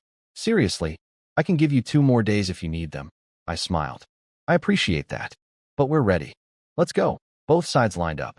Liang Sheng's 5 guys looked like they'd been carved out of granite. Big, muscular, holding wooden practice swords, standing shoulder to shoulder like an angry wall of meat. Intimidation factor, 11 out of 10. My 5 guys. Let's just say they looked eclectic, like I'd picked them from a grab bag. One of them whispered to me, are you sure about this? But here's what nobody noticed. My team's positioning wasn't random. It was a formation, specifically, the 5 elements cone array, a combat formation from centuries of warfare in my previous world that these people had never seen and couldn't even imagine. 2 big guys up front with shields, not swords. 2 guys behind them with long spears. 1 archer in the back. Everyone else saw mismatched weirdos. I saw a war machine. The crowd had already written me off. Some commander from 3rd Company shook his head. This'll be over fast. Total mismatch. Even Li Changlong looked worried. Real fighting isn't sand table games, Chen shouted. Begin. Liang Sheng's 5 berserkers charged straight at us, swords raised, roaring like bulls. My guys nearly flinched, every instinct screaming run, but they remembered what I'd drilled into them. Do not retreat. Shields. My 2 front men snapped their shields up. 5 wooden swords came crashing down on solid wood and iron. Blocked. Every single hit. The enemy was pressing against our shields like hammering a door that wouldn't open. Spears. My 2 spearmen thrust through the gaps between the shields. 2 of Liang Sheng's guys took wooden poles straight to the chest and went down instantly. Before the remaining 3 could regroup, my shield guys pushed forward, the spearmen kept stabbing, and my archer started peppering them from behind cover. It was over in seconds. 5 men, all on the ground. My squad, 0 casualties. Not a scratch, not a smudge. Total annihilation. The training ground went cemetery quiet. 300 spectators doing their best impression of statues. Even Shun, who'd seen everything in his military career, was standing there blinking like someone had just explained quantum physics to him using puppets. The beauty of the 5 elements cone array is that it's stupidly simple in concept, but devastating in practice. Shields block, spears attack, archer provides cover fire. Defense and offense split between different people, each doing one job perfectly, all moving as one organism. It's not about individual strength. It's about teamwork so tight that 5 average soldiers can steamroll 5 elite ones. And the best part? It took my guys 3 hours to learn, because the formation doesn't require special skills, just clear roles and basic coordination. Liang Sheng stood there looking like someone had unplugged him from reality. His 5 best fighters, handpicked killers, wiped out without landing a single hit. He took a deep breath, and to his eternal credit, said, I lost. Completely. From today forward, you're the company commander of 5th Company. I bowed. You fought well, Brother Liang. Chen made it official right there. Effective immediately, Ling Chuan is the new commander of 5th Company. Jaws hit the floor across the entire training ground. I wasn't even 16 yet, and I'd just been promoted to command 100 men. Most soldiers here could serve their entire lives and never reach this rank. I'd gone from everyone's punching bag to company commander in approximately 4 days. For days. From getting beaten unconscious by Lu Wu to commanding 100 soldiers. From sleeping on a frozen tent floor to having a beautiful wife, a superweapon, and actual authority. If there's a speedrun record for climbing military ranks in ancient China, I'd like to submit my application. That evening, I did something important. I took all my section leaders to Old Ma's fresh grave on the hill, bought a jar of wine and some spirit money, poured a drink on the ground in front of his tombstone. Commander Ma, this drink's for you. You left 5th Company in rough shape, but I'm here now. As long as I'm breathing, no enemy horse crosses this border. You have my word. The hill was covered in tiny dirt mounds, hundreds of unmarked graves of soldiers who died defending this pass. No headstones, no names, just lumps of frozen earth where heroes were forgotten. It made something twist inside my chest. Meanwhile, 30 miles north, things were getting very ugly in the enemy camp. Muerz's body was laid out in the command tent. His officers sat around it looking like men who'd just been told their execution date. Their general, killed by a single arrow from an impossible distance. Humiliation didn't begin to cover it. Then the tent flap exploded open, and in walked a monster of a man carrying a freshly severed head. A dozen equally terrifying guys followed him, each holding their own dripping head. They tossed them on the floor like rotten fruit, Muerz's personal bodyguards. All of them, decapitated. Because apparently, letting the boss die was an unforgivable offense in this army. This was Bachar, Muerz's younger brother, also one of the 7 elite generals. Also significantly more powerful, more decorated, and more psychotically violent than his brother. He knelt by the body, eyes burning red, and growled, "Tell me how my brother died." A trembling vice commander stammered out the story, the arrow, the distance, the armor penetration, everything. Bachar grabbed the man by the throat, lifted him off the ground with one arm, and listened. When the story was done, he drew his sword and cut the guy's head off mid-air. Just because. Then he examined the arrow hole in his brother's armor, running his fingers along the spiral blood grooves of my 3-sided broadhead, and snarled, 250 steps? Since when can the Zhou army shoot through heavy armor? Every officer in the tent was frozen solid. Nobody breathed. Outside, the blizzard howled. Somewhere south, inside a warm mud house at Wolf Beacon Pass, the guy responsible for all of this was probably eating hot pot with his beautiful wife, completely unaware that the scariest man in the enemy army had just made him priority target number 1. Oops. Meanwhile, 30 miles north, Muerz's baby brother Bachar was having what you might call an emotional reaction. He'd stormed into camp carrying a severed head. His entourage, a dozen murder machines, each carried their own head too. Muerz's personal bodyguards, all decapitated. Because in this army, if your boss dies and you don't get to keep your head either. Literally. He tossed the heads on the ground like bowling balls and knelt beside his brother's body. His eyes were red. Not sad red. Kill everything red. Tell me how he died. A trembling officer stammered out the whole story. Bachar listened carefully, then cut the man's head off. Just. Mid-sentence. As a thank you, apparently. Customer service reviews in this army must be brutal. Then he examined my arrow hole. Ran his fingers along the 3-sided broadhead grooves. 250 steps? Since when can the Zhou army shoot through heavy armor? He turned to Tai Lu, the big sniper who'd killed Old Ma on our walls. One of the Empire's 10 Eagle shooters, their top marksman. Could you make that shot?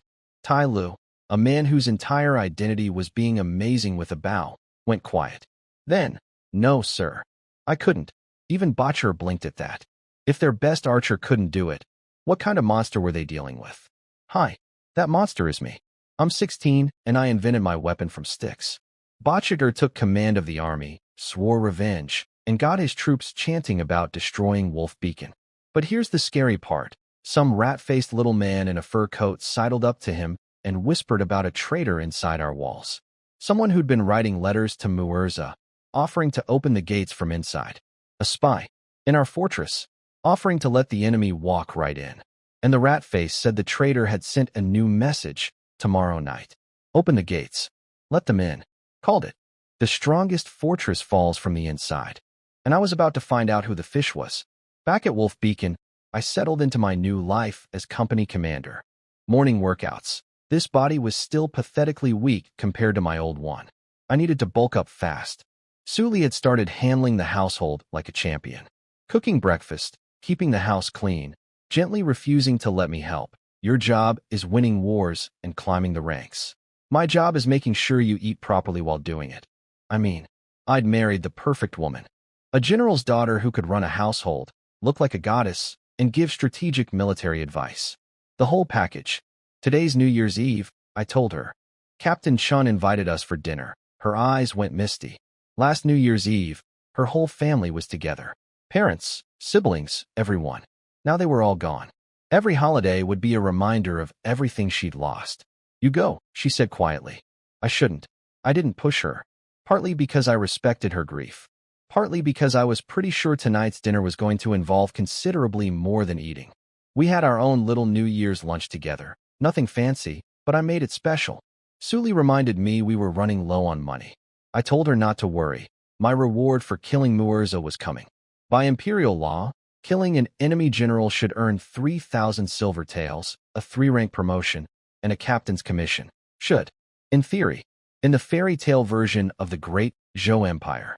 In reality, Chen had told me privately, forget the captaincy, and the money would be 1,000 taels at best. Because the empire was so broken that the military bureaucracy just pocketed the difference. The emperor had less actual power than a rubber stamp, and the noble families and warlords were running everything. Give it 3 to 5 years, and the whole empire would collapse. Then it'd be chaos, warlords fighting warlords, everyone trying to be king, and regular people getting crushed in between. Depressing stuff for New Year's Eve. Moving on, I headed to dinner, but got intercepted by one of Chen's guards. Change of plans. Dinner was now at Swallow Snow Tower, the only restaurant in town, and it was being hosted by Chao Zheng. Chao Zheng, the guy whose son tried to steal my glory. Now he wanted to buy everyone dinner? As an apology? My internal alarm system went from yellow to screaming red. I walked in anyway. The place was decked out for New Year's, red silk, lanterns, traditional border decorations. Every company commander and section leader in the fort was there. Chao Zheng greeted me like I was his long-lost best friend, Brother Ling. Come, sit. I noticed 2 things immediately. 1. Chao Sun was nowhere to be seen. 2. The main seat was empty, save for Chun, who hadn't arrived yet. Everyone started toasting me. The other commanders were falling over themselves to be friendly, because apparently going from punching bag to guy who killed an enemy general with a homemade bow makes you very popular at parties. Don't forget us little people when you're famous, they kept saying, raising their cups. I drank with everyone, playing the gracious new star. The rice wine here was basically flavored water compared to the hard liquor from my previous life. I could drink a swimming pool of this stuff and still do calculus. But I pretended to get tipsy, swaying a little, slurring my words. Just drunk enough to seem harmless. Then I made my move. Hey, where's the food? I'm gonna go yell at the kitchen. I stumbled toward the back, wobbling like a happy drunk. In the kitchen, just the owner and his wife cooking. I slurred some complaints about slow service, then, accidentally, wandered toward the back door. The owner jumped in front of me. Bathroom's that way, Commander. Who said anything about a bathroom? I'm just looking around. Nothing to see back here. Just chickens. Very smelly. His smile was stretched so tight it looked painful, and his eyes? Those eyes had panic written in them. I let him steer me back. But as I passed Li Chonglong and Liang Sheng's table, I fake stumbled, and when Liang Sheng caught me, I whispered 2 words into his ear, back courtyard. Then I straightened up and wobbled back to my seat like nothing happened. Just a drunk teenager at a New Year's party. Nothing suspicious here. Meanwhile, a little spy named Yu Shang, the one honest soldier from First Company who'd refused to lie for Chao Sun and gotten beaten half to death for it, had found me earlier that night on the walls. Chen had recruited him as an informant, and the kid had intel. He'd written 3 words in the snow on the wall, midnight. 3rd quarter. City gate, then wiped them away. So here's what I knew. There was a traitor planning to open the gates tonight. The enemy's scariest general was 30 miles away with 1,000 troops, waiting for the signal. And the friendly dinner, hosted by Chao Zheng, who'd conveniently gathered every military leader in the fortress into one room, with something suspicious hidden in the back, was happening on the same night. Coincidence? In my experience, coincidences don't exist on battlefields. I sat at my table, sipping terrible wine, smiling at everyone, and quietly preparing for what was about to be the most eventful New Year's Eve in Wolf Beacon's history. Chen walked in alone. No guards. Bold move for a man who knew tonight was a trap. Chao Zheng practically tripped over himself, welcoming Chun to the head seat, then yelled at the kitchen to start serving. The food came out: pork stew, braised fish, crispy chicken, a genuine feast by border army standards. Then came the real star of the show. Chao Zheng stood up and announced he'd bought everyone 10-mile fragrance wine. The fancy stuff. The kind only rich nobles could afford. Imported from a famous brewery hundreds of miles away. Every eyeball in the room went wide. These guys had been drinking rice-flavored water for years, and suddenly someone puts top-shelf liquor on the table? It was like offering caviar at a prison cafeteria. Don't hold back. Drink all you want. I've got plenty more. Chao Zheng beamed like the world's most generous trader. Chen raised his cup and told everyone to enjoy themselves. The room erupted, cheering, eating, drinking, arm wrestling, finger-guessing games. Full New Year's party mode. I caught Chen's eye across the room. One tiny nod between us. We know. We're ready. 3 rounds in, Chao Zheng made his move. He strolled over with a wine bowl and sat next to me. Brother Ling, that whole misunderstanding with my son. I hope you don't hold it against me. Let me apologize properly. I had to give him credit. His sincere remorse face was really good. For about half a second, even I almost believed him. Almost. I swayed in my seat, playing full drunk mode. Commander Chao, don't worry about it. Your son tried to steal my stuff, but you didn't tell him to. Right? I grinned sloppily. His lip twitched. Just once. Then he pushed through. He turned to Chun, switching to concerned officer mode. Sir, those enemy troops are still camped 30 miles out. What do you think they're planning? Chun said what everyone knew. They were waiting for an opportunity. Commander Xiong from 2nd Company slammed his cup down. They can wait forever. We've held this pass for decades. 5 years ago, they threw 10,000 men at us, and we sent them home crying. Chen nodded thoughtfully. Wolf Beacon is nearly impossible to take by force. But he paused and let the silence fill the room. What if someone on the inside was working with them? What if someone planned to open the gates? The room went dead silent. Every jaw dropped. Every pair of eyes locked on Chun. A traitor? Commander Zhu's face went hard. Xiong slammed the table and jumped up. Who? Point him out, and I'll RIP him apart. I was watching Chao Zheng's face like a hawk watching a rabbit. And there it was, one flash of panic in his eyes. Just a flicker. Then he composed himself. I could practically hear his internal monologue. Stay calm. Nobody knows. The drugged wine will kick in soon. Everything is under control. He'd spiked the wine. The fancy, expensive, look how generous I am, wine. Laced with knockout drugs. In about 15 minutes, every officer in Wolf Beacon would be unconscious, and his men hidden in the restaurant's back courtyard would come out and finish the job. Then open the gates. That was the plan anyway. He'd barely finished reassuring himself when he turned around and found my face approximately 3 inches from his. What the? He jumped. What ya thinking about, Commander Chao? I asked with my best drunk but not really smile. And nothing. Nothing at all. I leaned back, nodding sagely. You know, I once met a mystic who taught me how to read minds. Chao Zheng laughed nervously. Huh. Probably a street con artist. Maybe. But let's test it. I pressed my fingers to my temples, closed my eyes, and started doing the most ridiculous fake psychic routine in military history. Head wobbling. Eyes scrunched. Full fortune teller theater. Then I opened my mouth. Commander Chao is currently thinking. The enemy's 1,000 elite troops should be arriving outside our walls right about now. All he needs to do is open the city gates, and they'll walk right in. Wolf Beacon falls without a fight. The color drained from Chao Zheng's face so fast I thought he might actually faint. He leaped up. That's slander. How dare you? Chen put a hand on his shoulder, calm as a summer pond. Relax. He's just drunk and rambling. No need to get upset. I'm a commander. I won't tolerate these accusations. I wasn't done. Oh wait, I'm getting another reading. I pressed my temples again. Commander Chao is also thinking. In about 15 minutes, the knockout drugs he put in the wine will take effect. Then his soldiers hidden in the back courtyard will rush in, kill everyone here, and open the gates for the enemy. The room went supernova.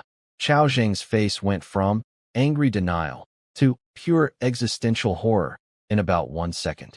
Because everything I said was true. Every single detail. He was staring at me like I'd actually reached into his brain and read his thoughts off a scroll. Xiong and Zhu were already on him. Two massive commanders slamming him face first onto the table before he could blink. You traitorous dog. Let go of me. He's making it up.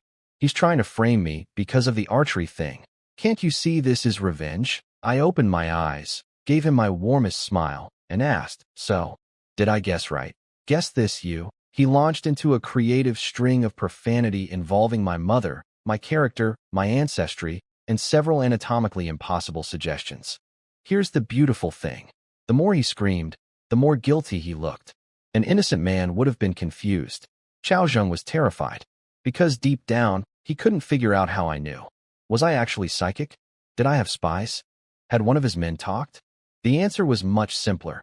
A kid named Yu Sheng, one honest soldier who refused to lie, got beaten for it, and then gave us everything we needed.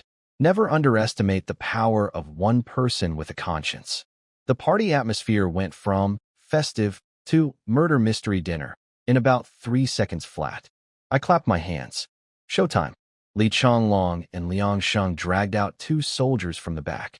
Chao Zheng's men, tied up like holiday turkeys, mouths gagged, eyes screaming, please don't kill us. Then came the restaurant owners, shaking so hard they could have powered a windmill, falling to their knees. Sir, we didn't know anything, the owner stammered. Commander Chao told us to use his wine, and his men guarded it. He wouldn't even let us touch the barrels, Chen nodded. You're fine. Stand up. They stood up and proceeded to breathe as quietly as humanly possible, like 2 people trying to become invisible. Chao Zheng stared at his captured men, and his face went through a complete color wheel. His perfect plan, his airtight scheme, unraveling right in front of him. You could practically see the gears grinding. How? How do they know? Care to explain, Commander Chao? Sir, this isn't what it looks like. Then his eyes went cold. Survival mode. His wrist flicked, and suddenly there was a hidden dagger in his hand. Where was he keeping that? And he slashed Commander Zhu's arm. Zhu yelled, loosened his grip, and Chao Zheng bolted for the door. I grabbed a bench and launched it at his back like a wooden missile. Direct hit. He face-planted beautifully. But he wasn't done. Still on the ground, he screamed. Now, the front door exploded open. Freezing wind, snow, and a dozen armed soldiers poured in.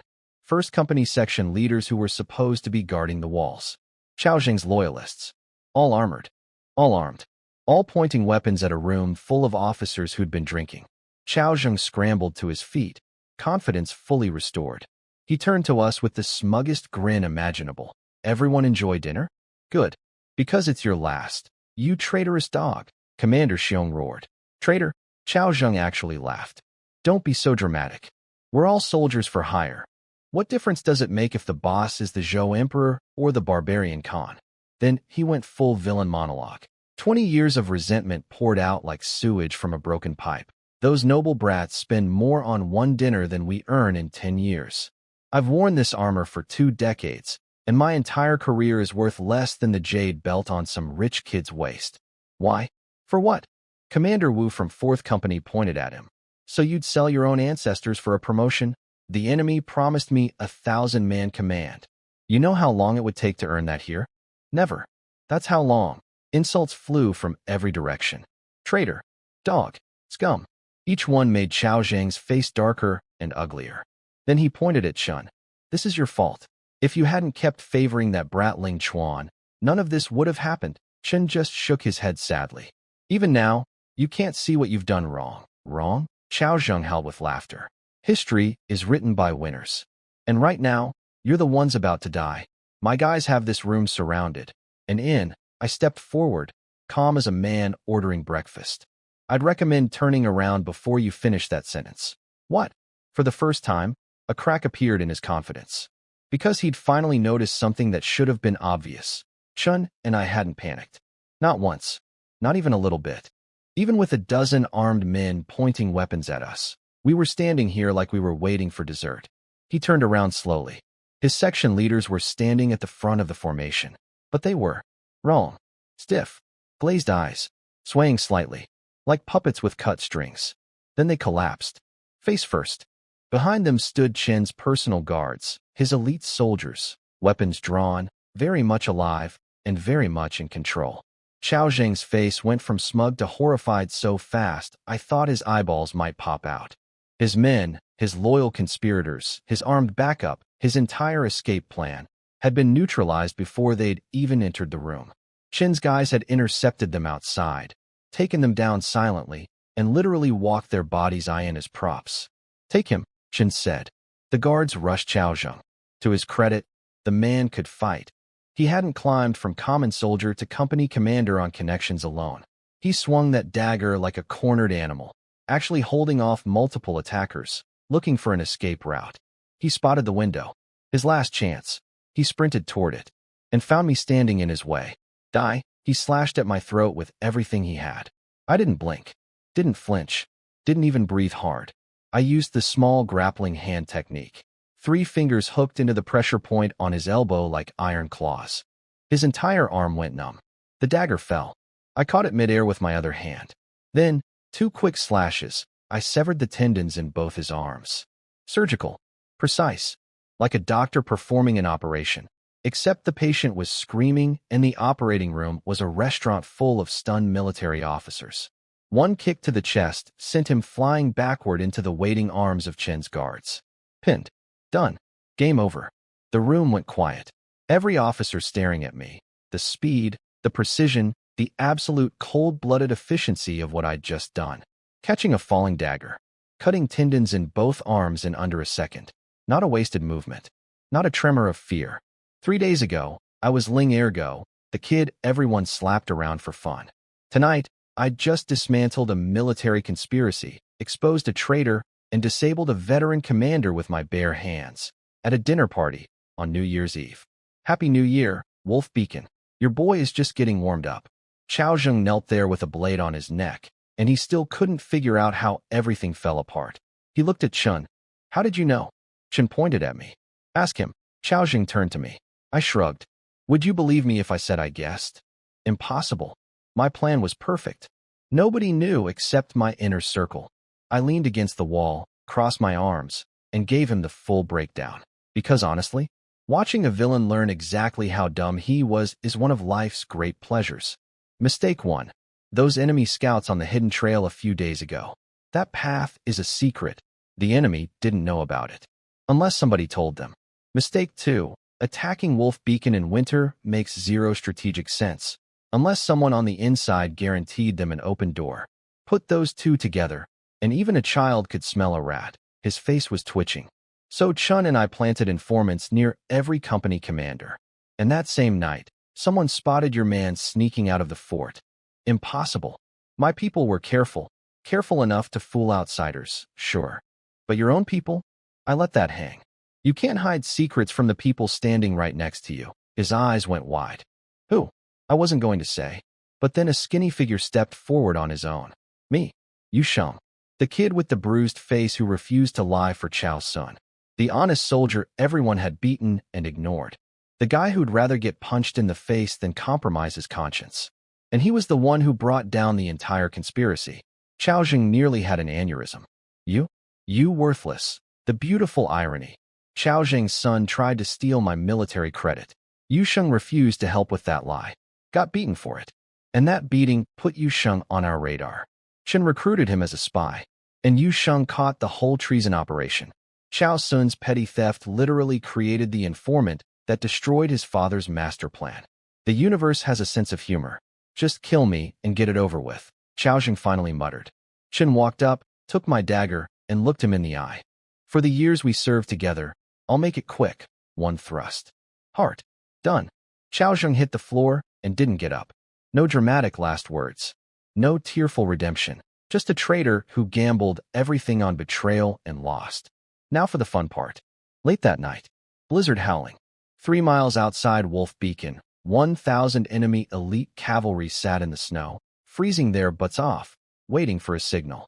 Botcherer, Moore's terrifying little brother, the guy who decapitates people for giving reports, sat on his horse staring into nothing. Beside him, the rat-faced intelligence officer Chagon was slowly turning into an icicle, his little mustache frozen into 2 tiny tusks. What time is it? Almost midnight, sir. If we don't see the signal by the third quarter, I'm taking your head, Bachiter informed Chagan, casual as commenting on the weather. Chagan's soul visibly left his body. He was praying to every deity he knew that Xiao Zheng would come through. Minutes crawled by. The cold was killing horses. Soldiers were shaking. Chagan was basically writing his will in his head. Then, a firework bloomed above Wolf Beacon. Faint through the snow, but unmistakable. The signal. There it is. Chagan nearly wept with relief. His head was staying attached. Best night of his life. Bachito's face split into a frozen grin. He drew his curved sword, raised it high, and roared. All forces, charge Wolf Beacon. 1,000 riders thundered through the snow. 3 miles. Nothing for cavalry. The snow muffled the hoofbeats. Nature itself seemed to be helping them sneak in. They arrived at the walls.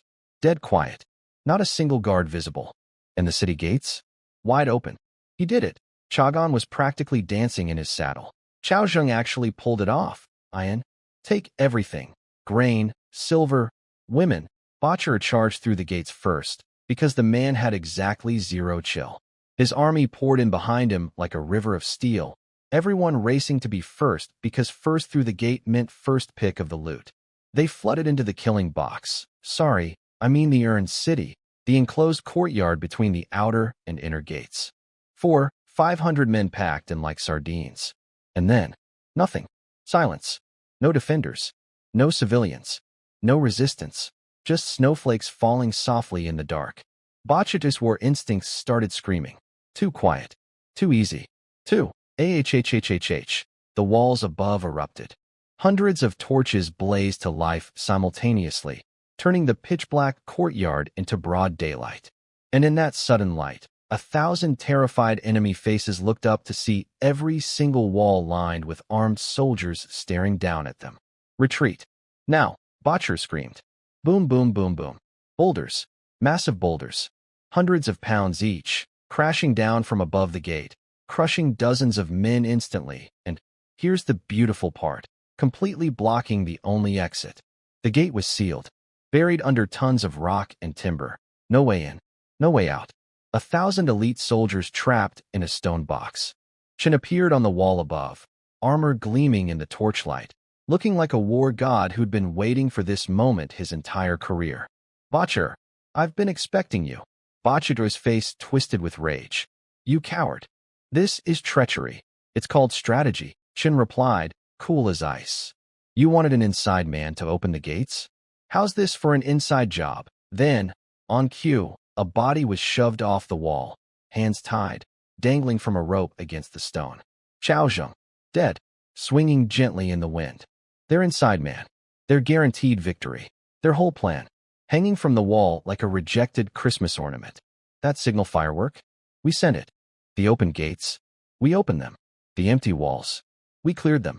Every single piece of Bachar's perfect infiltration was a trap we'd built around him like a gift-wrapped coffin. I stood on the wall next to Chun, compound bow loaded, looking down at 1,000 trapped enemies, and thought, best. New Year's Eve. Ever. Fire. Chun gave the order, and the sky fell on them. Hundreds of arrows pouring down like the world's deadliest rainstorm, straight into a courtyard packed wall to wall with 500 cavalry who had 0 cover. See, here's the beautiful stupidity of it. Cavalry carry curved swords and bows. Not shields. The infantry with shields? Still stuck outside the blocked gate. So 500 of the enemy's best riders were trapped in a stone box with nothing to hide behind except each other. Bachir's bodyguards threw themselves on top of him like human sandbags, using their armored bodies as shields. Iron armor helped, until it didn't. Men kept dropping. The ramps. Charge up the ramps.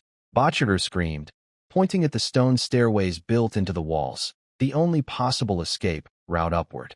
The first wave of soldiers sprinted for the stairs. They made it about 20 steps before getting turned into pincushions. Second wave, same result. Again, this time they got smart.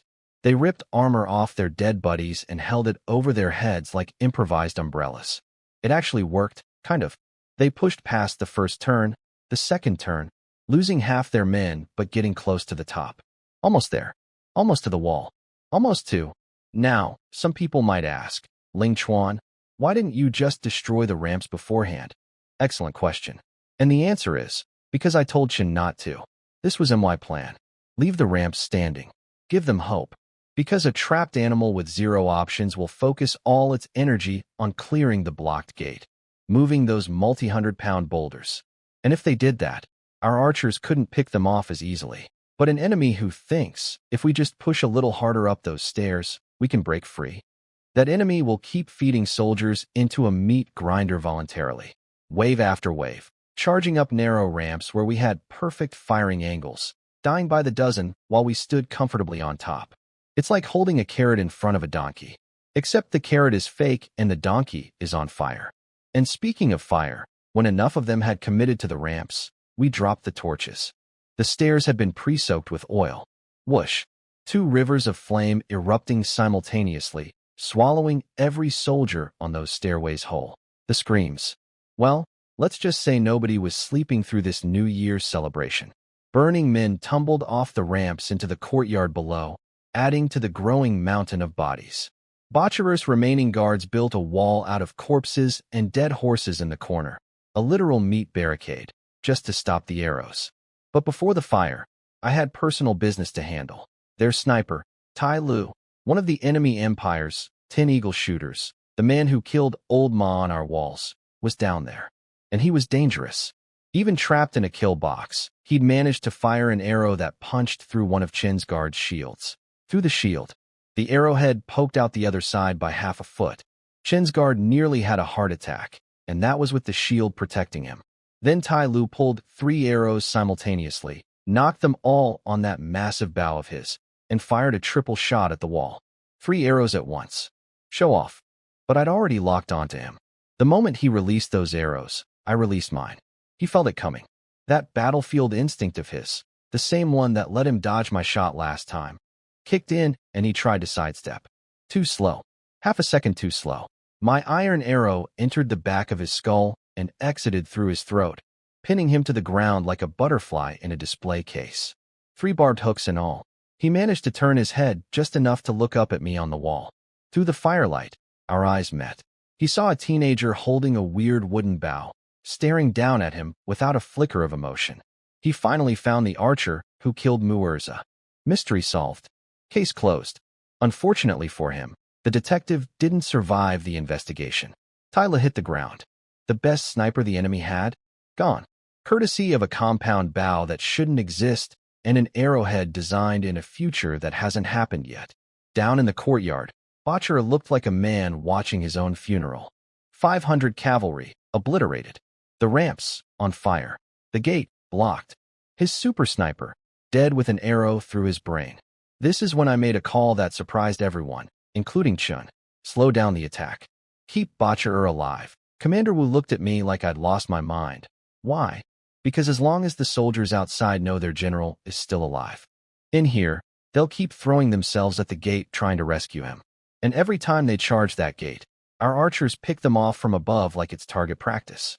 But the second they find out he's dead, they'll scatter into the snowstorm, and we'll never catch them. Chin's eyebrows went up. Wu's mouth fell open. Then both of them started nodding slowly as the genius of it sank in. You're a genius, Wu said, looking at me like I'd just invented gravity. It's not genius. It's a textbook, surround the point to strike the reinforcements, tactic. Every military academy in my previous world taught it on day 1. But to these guys, living in an era where tactics meant charge at them really hard, it might as well have been sorcery. Keep the pressure inside loud but light, I added. Focus our real killing power on the ones outside. And so the slaughter continued. Outside, wave after wave of infantry charged the blocked gate with shields overhead, trying to clear the rubble. Most of them died before they got close enough to touch it. Our archers were sitting on top of comfortable walls, well-rested, well-fed. I'd made sure everyone ate properly, raining death on exhausted, freezing enemies who were trying to lift boulders while dodging arrows. 1 hour. That's how long it lasted. 1 hour of the most lopsided battle Wolf Beacon had ever seen. Our casualties? Basically 0. Their casualties? Inside the walls. 500 cavalry reduced to botcherer and a handful of wounded men hiding behind a pile of their dead friends. Outside. half of their remaining 500 infantry, dead in the snow, creating a trail of bodies leading from the gate outward like the world's grimmest welcome mat. The two surviving enemy captains were having a crisis. We need to retreat. If we abandon Bachar, his boss will kill all of us. Beautiful dilemma. Stay and die here, or leave and die later. Either way, the enemy army that had terrorized our border for years was getting absolutely demolished on New Year's Eve by a garrison half their size. I stood on the wall, compound bow resting on my shoulder, watching the carnage below, and thought, you interrupted the most important moment of my life with Suli for this? You deserve every arrow. Happy New Year, everyone. Drinks are on the enemy. One of the two enemy captains outside was arguing with the other about whether to stay or run. Let me settle that debate for you, buddy. I drew my compound bow, picked him out through 300 steps of blizzard. Yeah, 300, in a snowstorm, and put an arrow through his chest. He toppled off his horse like a sack of potatoes falling off a shelf. Commander Wu nearly broke his hand punching the wall in excitement. Chen just stared at me with an expression I can only describe as, what are you? 300 steps. In dense snow. At night. With wind. On a moving target on horseback. I'm not gonna lie, even I was a little impressed with myself on that one. The second captain saw his buddy drop, and his brain immediately switched to nope mode. He yanked his horse around and bolted. The remaining infantry saw both their leaders gone and collectively decided that dying for a trapped general wasn't in their contract. Mass retreat. Right into Commander Xiong's welcoming party. See, we positioned a cavalry unit outside the fortress before the battle even started. Fewer than 100 riders, hidden in the snow, waiting for exactly this moment. The enemy ran straight into them like mice fleeing into a cat convention. Xiong led the charge personally, spear first, absolutely loving life. He caught the fleeing captain, traded one clash of weapons, then caved in the man's ribs with a spear swing so hard you could hear bones shattering through armor. Follow-up thrust, straight through the heart guard. Shish kebab. Done. The remaining enemy soldiers? Most had dropped their weapons while running. They were exhausted, freezing, terrified, and now surrounded. It wasn't even a fight. It was cleanup. Xiong's cavalry rode back to Wolf Beacon carrying a pile of severed heads like the world's most disturbing New Year's gift basket. Chen finally let out a breath he'd probably been holding for 6 hours. And I know he was thinking something specific, because later he told me. He wasn't just impressed anymore. He was in AWE. Because this entire battle, every single piece of it, was MY design. The bait signal, the open gates, the trap in the courtyard, keeping the ramps intact to drain their manpower, the oil and fire, keeping Bachar alive to lure in the outside troops, the hidden cavalry for the final sweep. All of it was the plan I'd laid out, and it had executed with 0 deviations from start to finish. Chen admitted later that midway through, he'd almost wondered if I was secretly working with the enemy, and this was all choreographed. That's how perfectly everything went. Which is honestly the best compliment a strategist can receive. Your plan was so flawless it looked fake. Final score, 1,000 enemy elite troops. Dead. Every single one. Including their General Bachar, their super sniper Tai Lu, both field captains, and every last soldier. Our losses? Fewer than 10 dead. About 20 wounded. 10. Against 1,000. In every previous battle, Wolf Beacon traded 5 soldiers for every 1 enemy kill. 5 to 1. And tonight, we did 100 to 1. Chen said when the battle report reached regional headquarters, they'd probably accuse him of making up numbers. And honestly, I couldn't blame them. If someone told me these stats, I'd call them a liar too. By dawn, it was over. The bodies were cleared. The courtyard was scrubbed. Only bloodstains remained. Dark patches on stone that told the story of the worst New Year's Eve in enemy military history. I stood there looking at the aftermath, and despite 2 lifetimes of combat experience, something twisted in my gut. My previous life was special ops, small teams, surgical strikes, maybe a handful of casualties. This, 1,000 men turned into corpses in one night. The scale of it hit different. War isn't surgery. It's a meat grinder with flags. But there was no time for philosophy. Because it was New Year's Day, the townspeople heard about the victory and flooded the walls. Women, including Su Li, set up massive cooking pots right on the battlements. Flour everywhere. Rolling pins flying. hands folding dumplings at superhuman speed. Within minutes, steaming hot dumplings were being passed around to every soldier who'd fought through the night. 500 exhausted men, sitting on walls still stained with enemy blood, eating dumplings in the first morning light of the new year. It was the most beautiful mess I'd ever seen. Suli found me in the crowd, handed me a bowl, and smiled. No words needed. Just hot dumplings and the woman I loved, standing on a wall we'd defended together. Best New Year's meal of either of my lives. Chen sent riders to regional headquarters with the battle report and merit claims. He also had to report Qiao Zhang's treason. He'd considered covering it up, calling it a combat death to preserve the man's family's honor. But too many people knew the truth. So he reported everything straight. As for credit, I was officially the MVP. Uncovering the traitor, designing the entire battle strategy, killing Tai Lu, sniping the enemy captain at 300 steps in a blizzard. First merit, no question. How much the bureaucrats upstairs would actually reward me was another question entirely, given how corrupt the system was. Chen also had to rebuild First Company from scratch. Every officer position was empty after Qiao Zhang's whole conspiracy got purged. At the post-battle meeting, Xion was pumped. Let them come again. We'll kill them all. I shook my head. Next time won't be like this. They'll come prepared. They'll come with more. 500 defenders won't be enough. The room went quiet.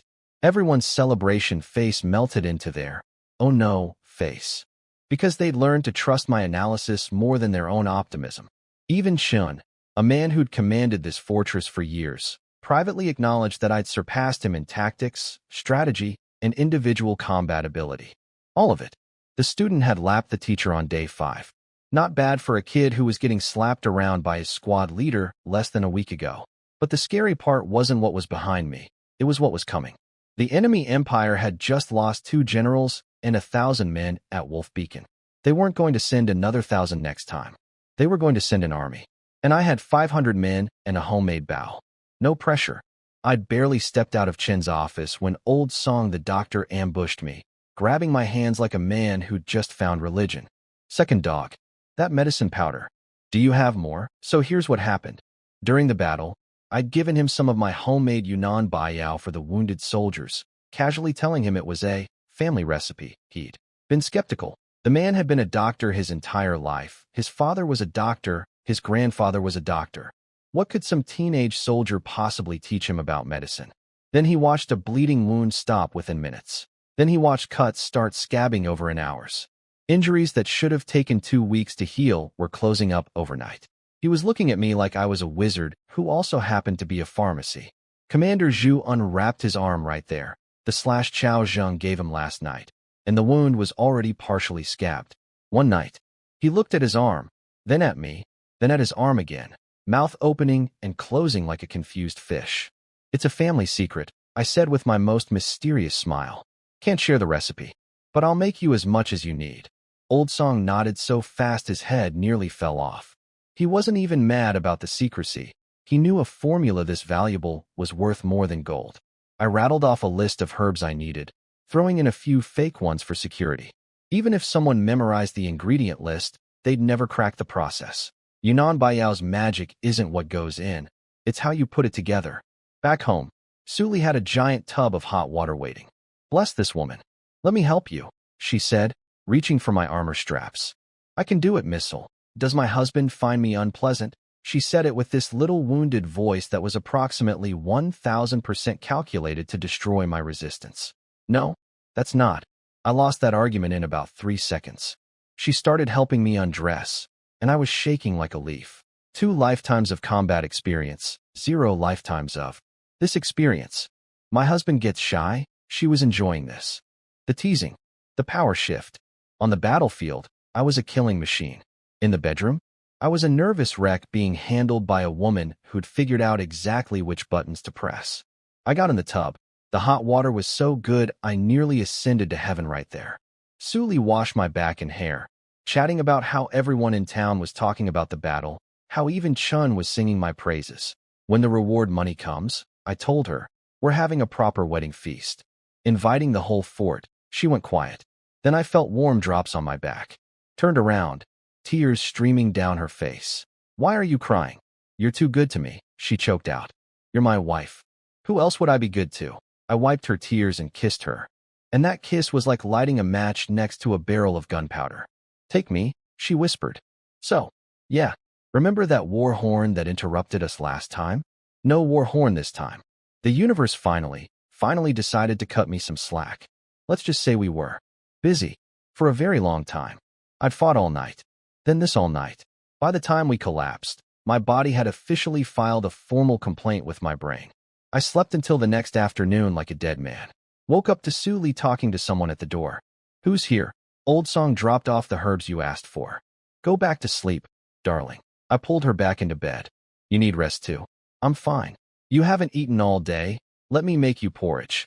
I'm not an invalid. You don't have to wait on me hand and foot. But she did anyway. Because that's who she was. And now that we'd crossed that threshold, she was somehow even more affectionate. Like the last wall between us had dissolved, and what remained was pure, unfiltered devotion. That evening, I made more Yunnan Baiyao while Suli assisted. Then, well, we went to bed early again. Not to sleep. We were newlyweds, okay? Sumi. She lay in my arms afterward, face glowing with happiness, and whispered, Husband, I love you. I love you too. Wife. I tapped her nose gently. Now sleep. Next morning, I got up early to train. This body still needed serious work, and came home to breakfast already made. Why are you up so early? You should rest more. She gave me this pouty look. It's your fault. You showed no mercy last night. I'm still sore, you know. I immediately felt terrible.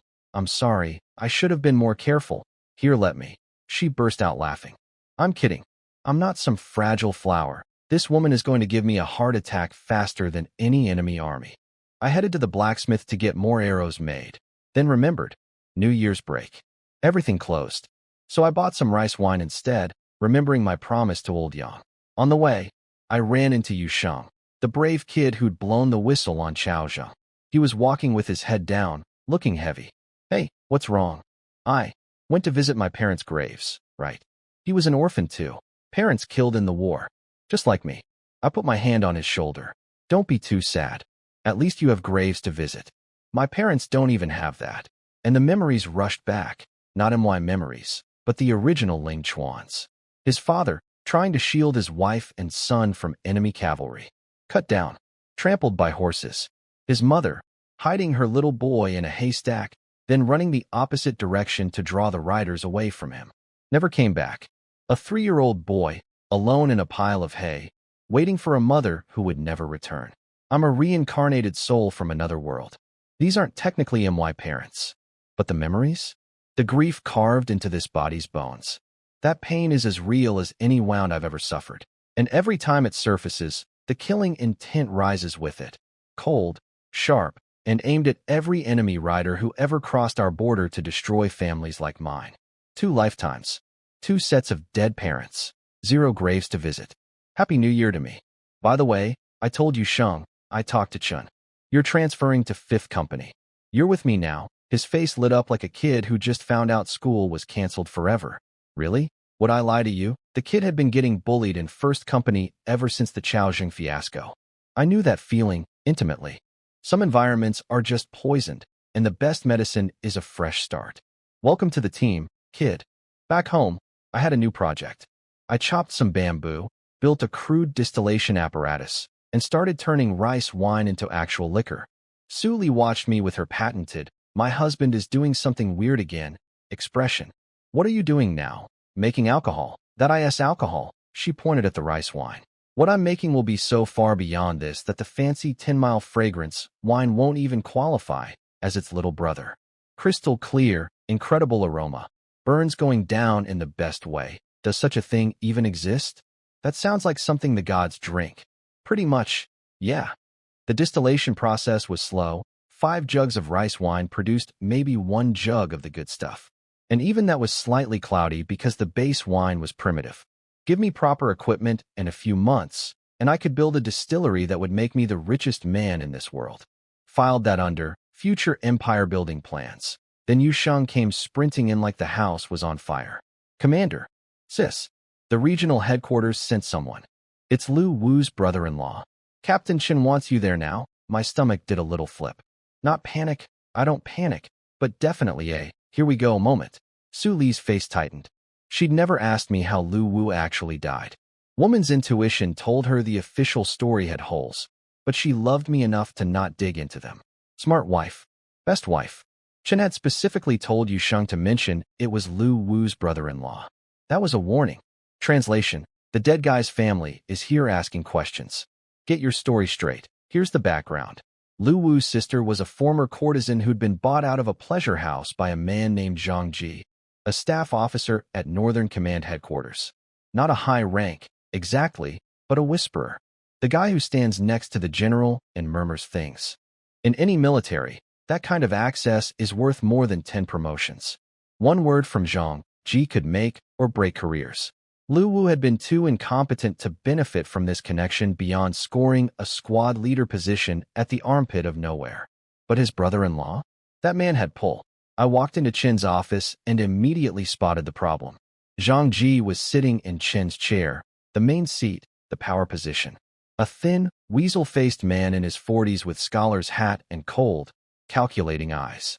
His 2 bodyguards stood behind him radiating, "We think we're better than you," energy. Chen introduced him. I bowed properly.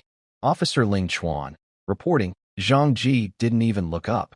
He was playing with a fancy teacup, stroking it like a Bond villain with a cat. Complete power move, making me stand there while he pretended I didn't exist.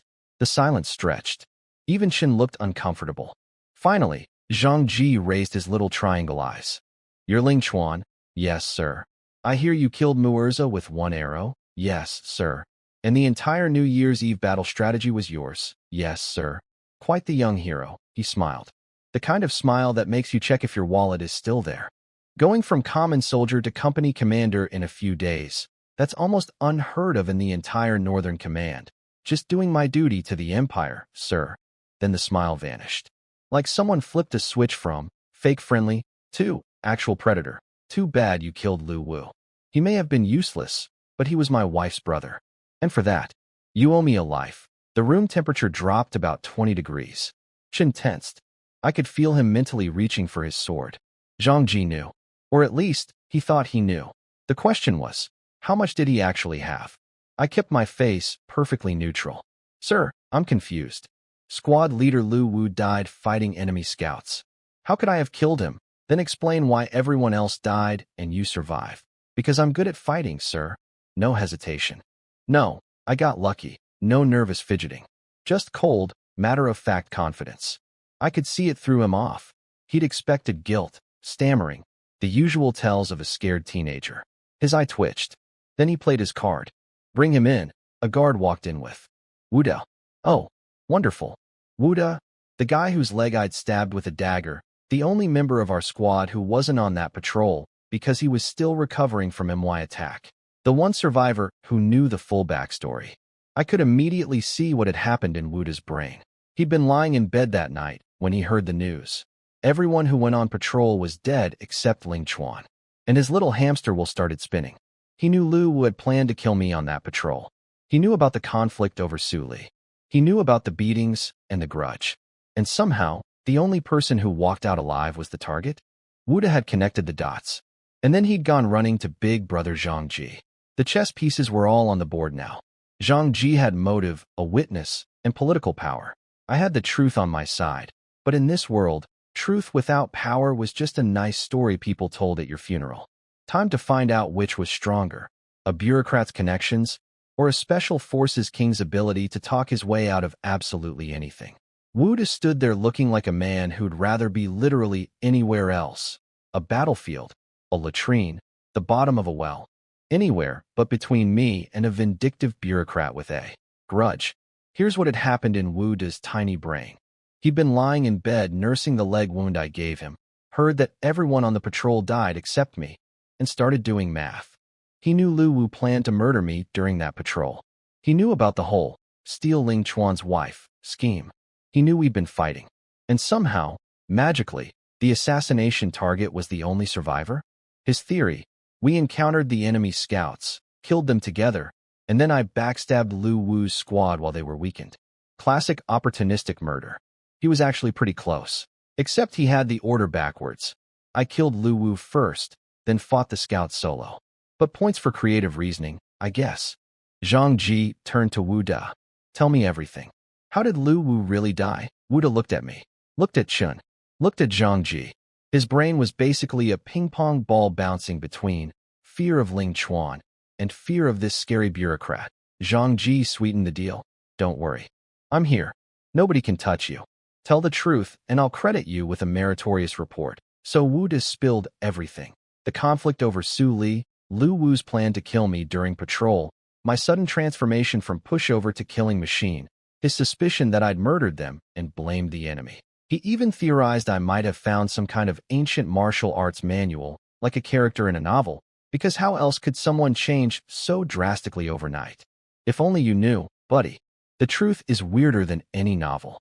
Zhang Ji turned to me with his best gotcha face. Well, anything to say? I didn't blink. Sir, everything Wu Da just said is speculation. No evidence. I filed my report. If you want to pin Lu Wu's death on me despite zero proof, I can't stop you. Chen stepped in, smooth as silk. Sir, I personally investigated at the time. The wounds on all three bodies matched enemy curved swords and iron arrows. Consistent with combat against scouts, Zhang Ji's eyes narrowed.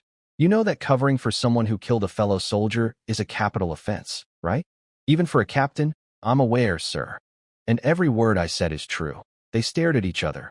Two men playing chicken, neither willing to blink first. Zhang Ji wanted blood. Chen wasn't giving an inch. Finally, Zhang Ji realized he was stuck. He knew I'd killed Lu Wu. His gut told him. Wu Da's story supported it. But gut feeling plus a speculation from a guy who wasn't even there doesn't hold up in any court, military or otherwise. And if he tried to arrest me by force?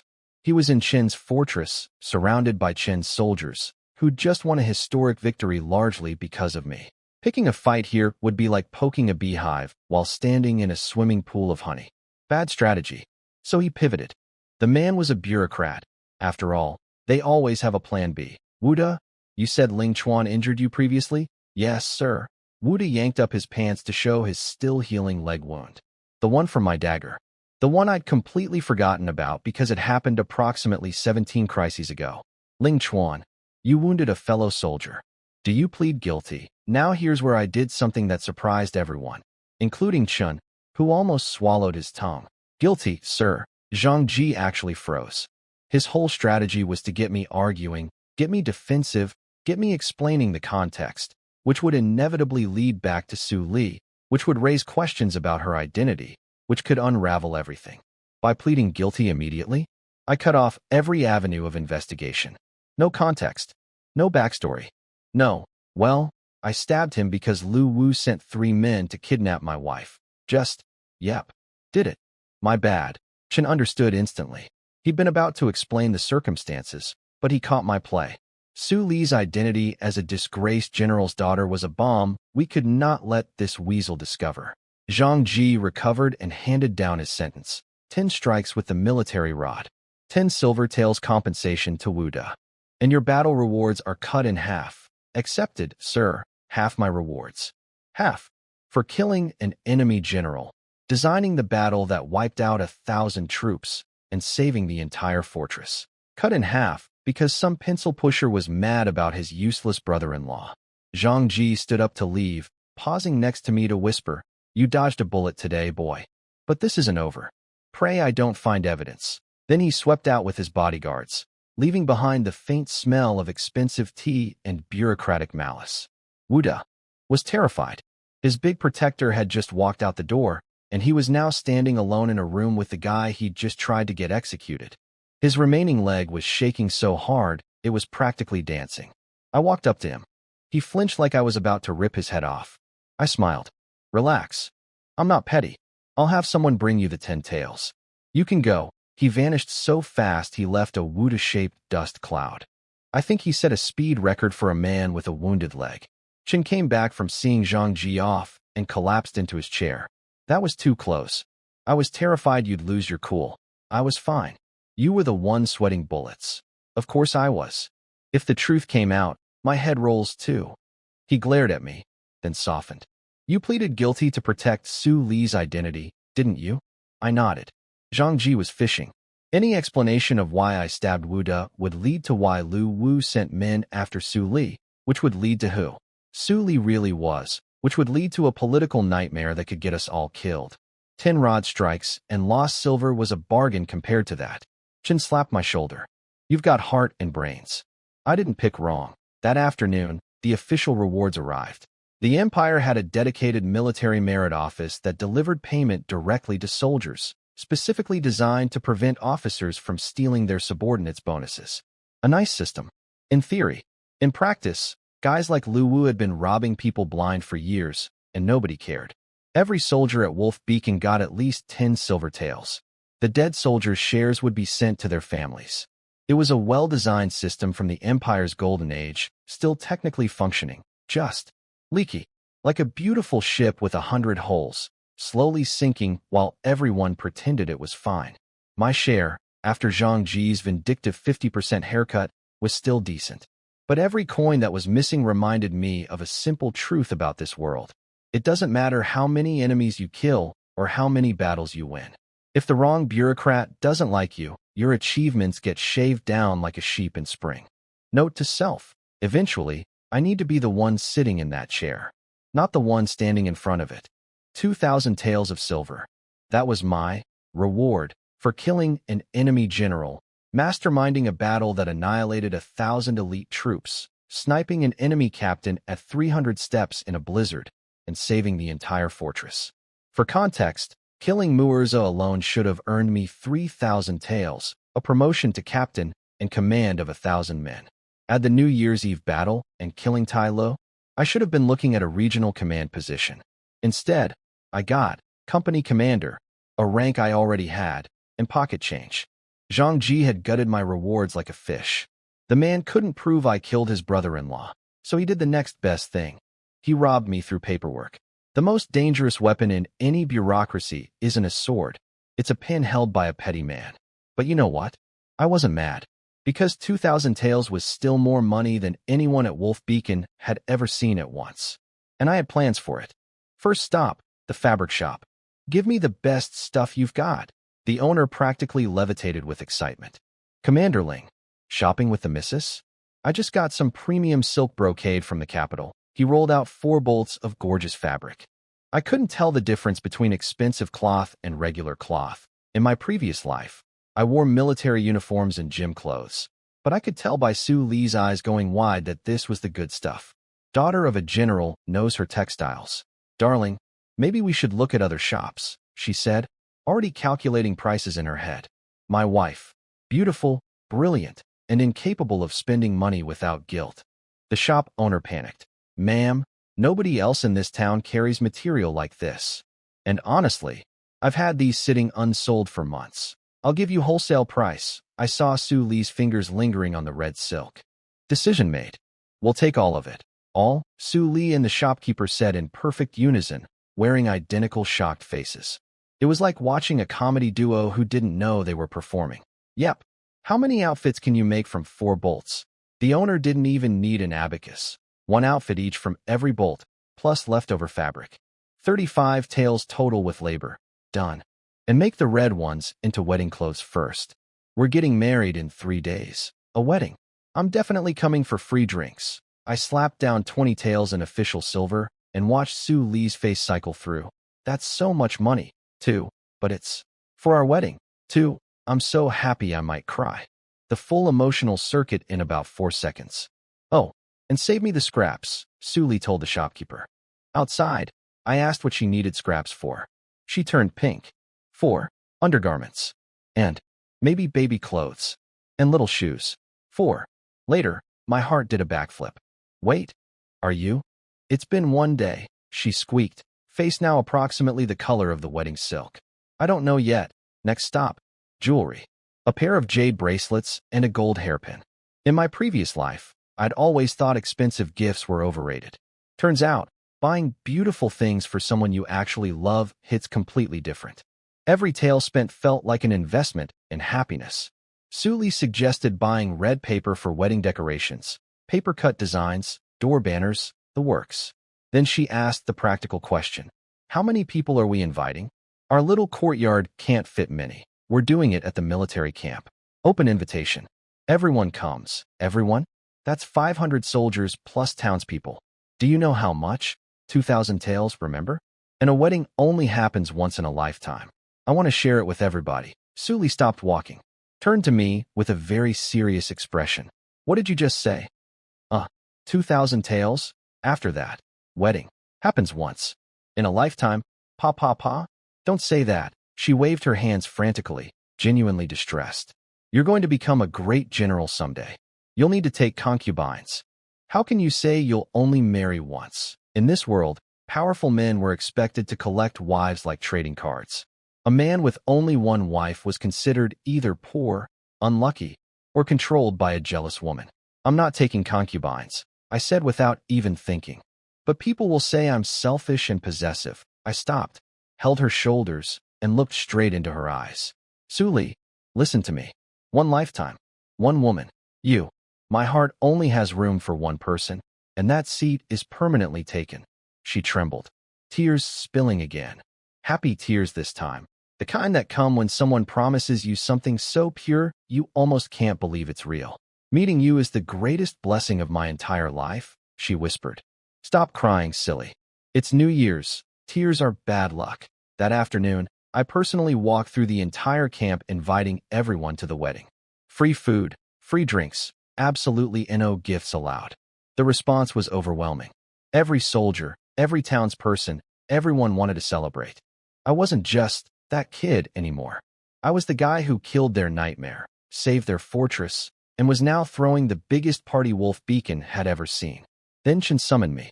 I grabbed a bottle of my homemade distilled liquor, my secret weapon for social situations, and headed over.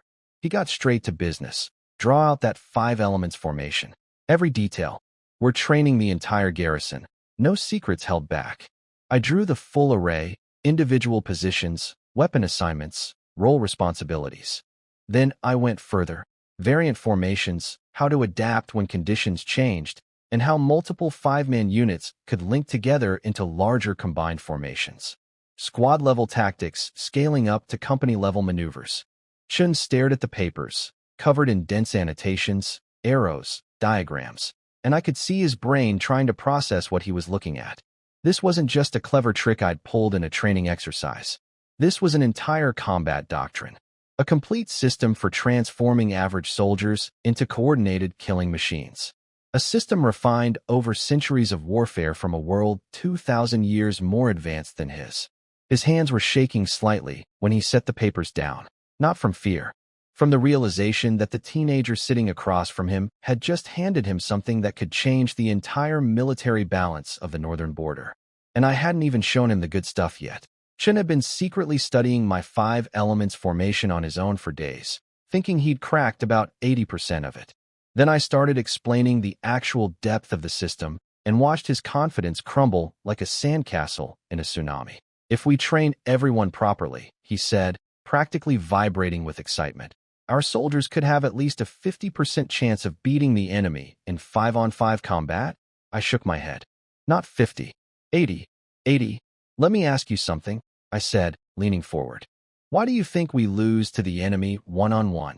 He answered instantly. The textbook answer every officer in this world believed. They're bigger, stronger, born on horseback, natural-born warriors. Wrong. He blinked. Then, what? Sure, they're bigger. But are they bigger than elephants? Stronger than tigers? Humans tame elephants and kill tigers. How? Not with size. With intelligence. I let that sink in. Our soldiers don't lose because they're physically weaker. They lose because they've been beaten so many times that losing is baked into their bones. Every man on this wall believes he can't win before the fight even starts. Chin went quiet. Really quiet. The kind of quiet where a man is having his entire worldview rearranged like furniture in a room he thought he knew. I kept going, because honestly, this needed to be said, and nobody else was going to say it. When this empire was at its peak, nobody could touch us. Not the northern tribes, not the southern kingdoms, not the eastern islands, not the western empires. Same people, same blood. What changed? Not our bodies, our spirit. We got beaten enough times that fear became the default setting. Soldiers hear enemy hoofbeats and their legs shake. They hear bowstrings and their blood freezes. A terrified army can't win even if you hand them the best weapons in the world. Chen looked like someone had slapped him with the truth, and he couldn't decide whether to thank me or cry.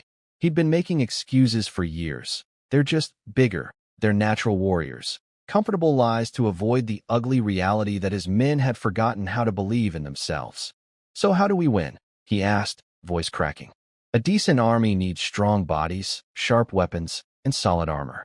That's baseline. A good army adds iron discipline.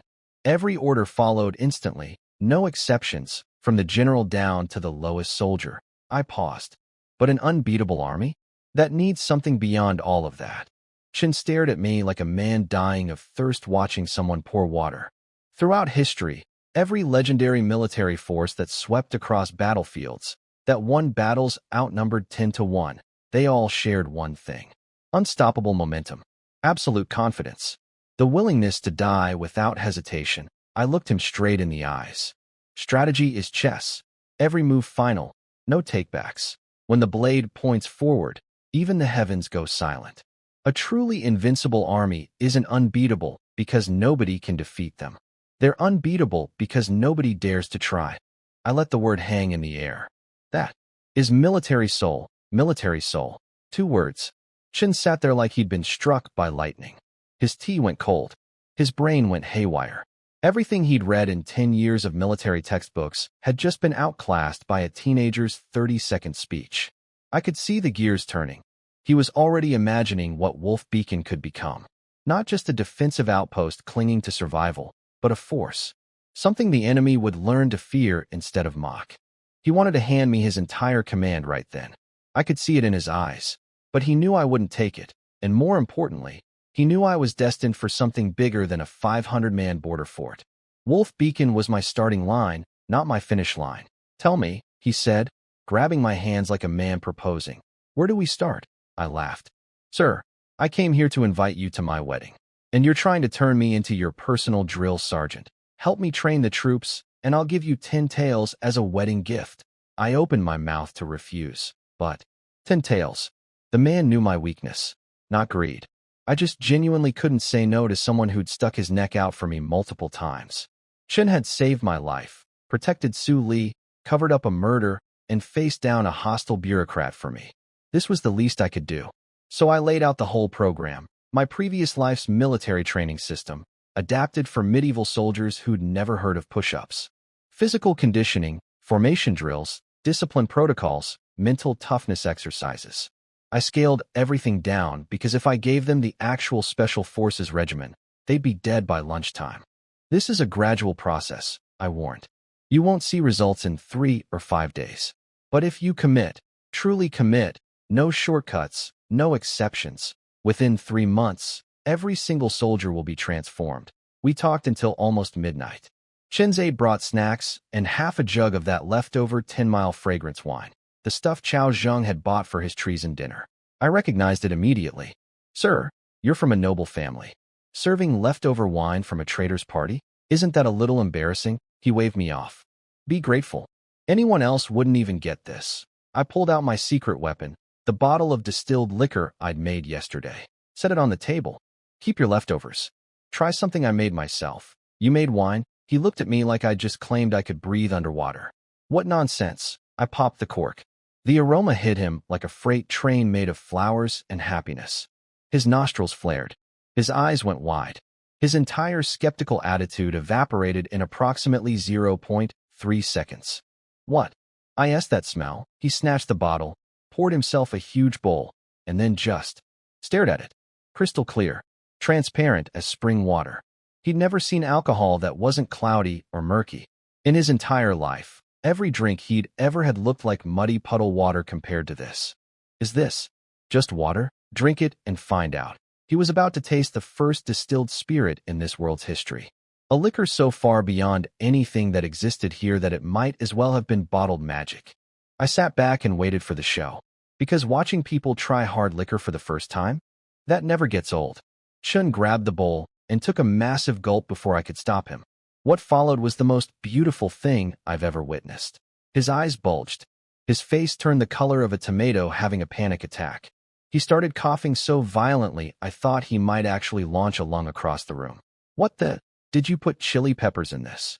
Why does it burn? Oh yeah, forgot to mention, you're supposed to sip it, not chug it like water. My bad. I was not sorry. The look on his face was worth every ounce of effort I'd put into building that bamboo still. He glared at me, convinced I'd set him up for embarrassment, which, honestly, I had. But his pride wouldn't let him quit. He raised the bowl again. This time, one tiny sip. And then, the journey happened. First, ice-cold sharpness cutting through his taste buds like a blade through silk. Then, grain fragrance exploding across his tongue.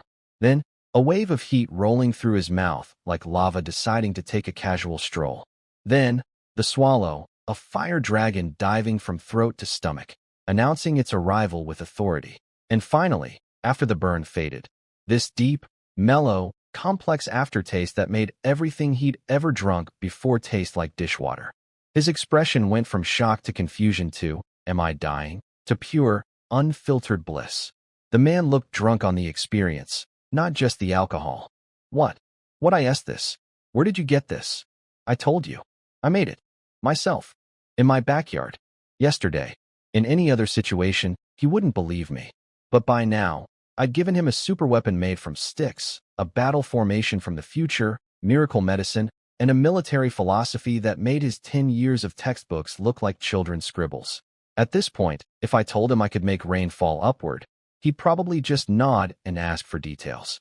What ancient text taught you this? Found it in an old book. Cover was damaged.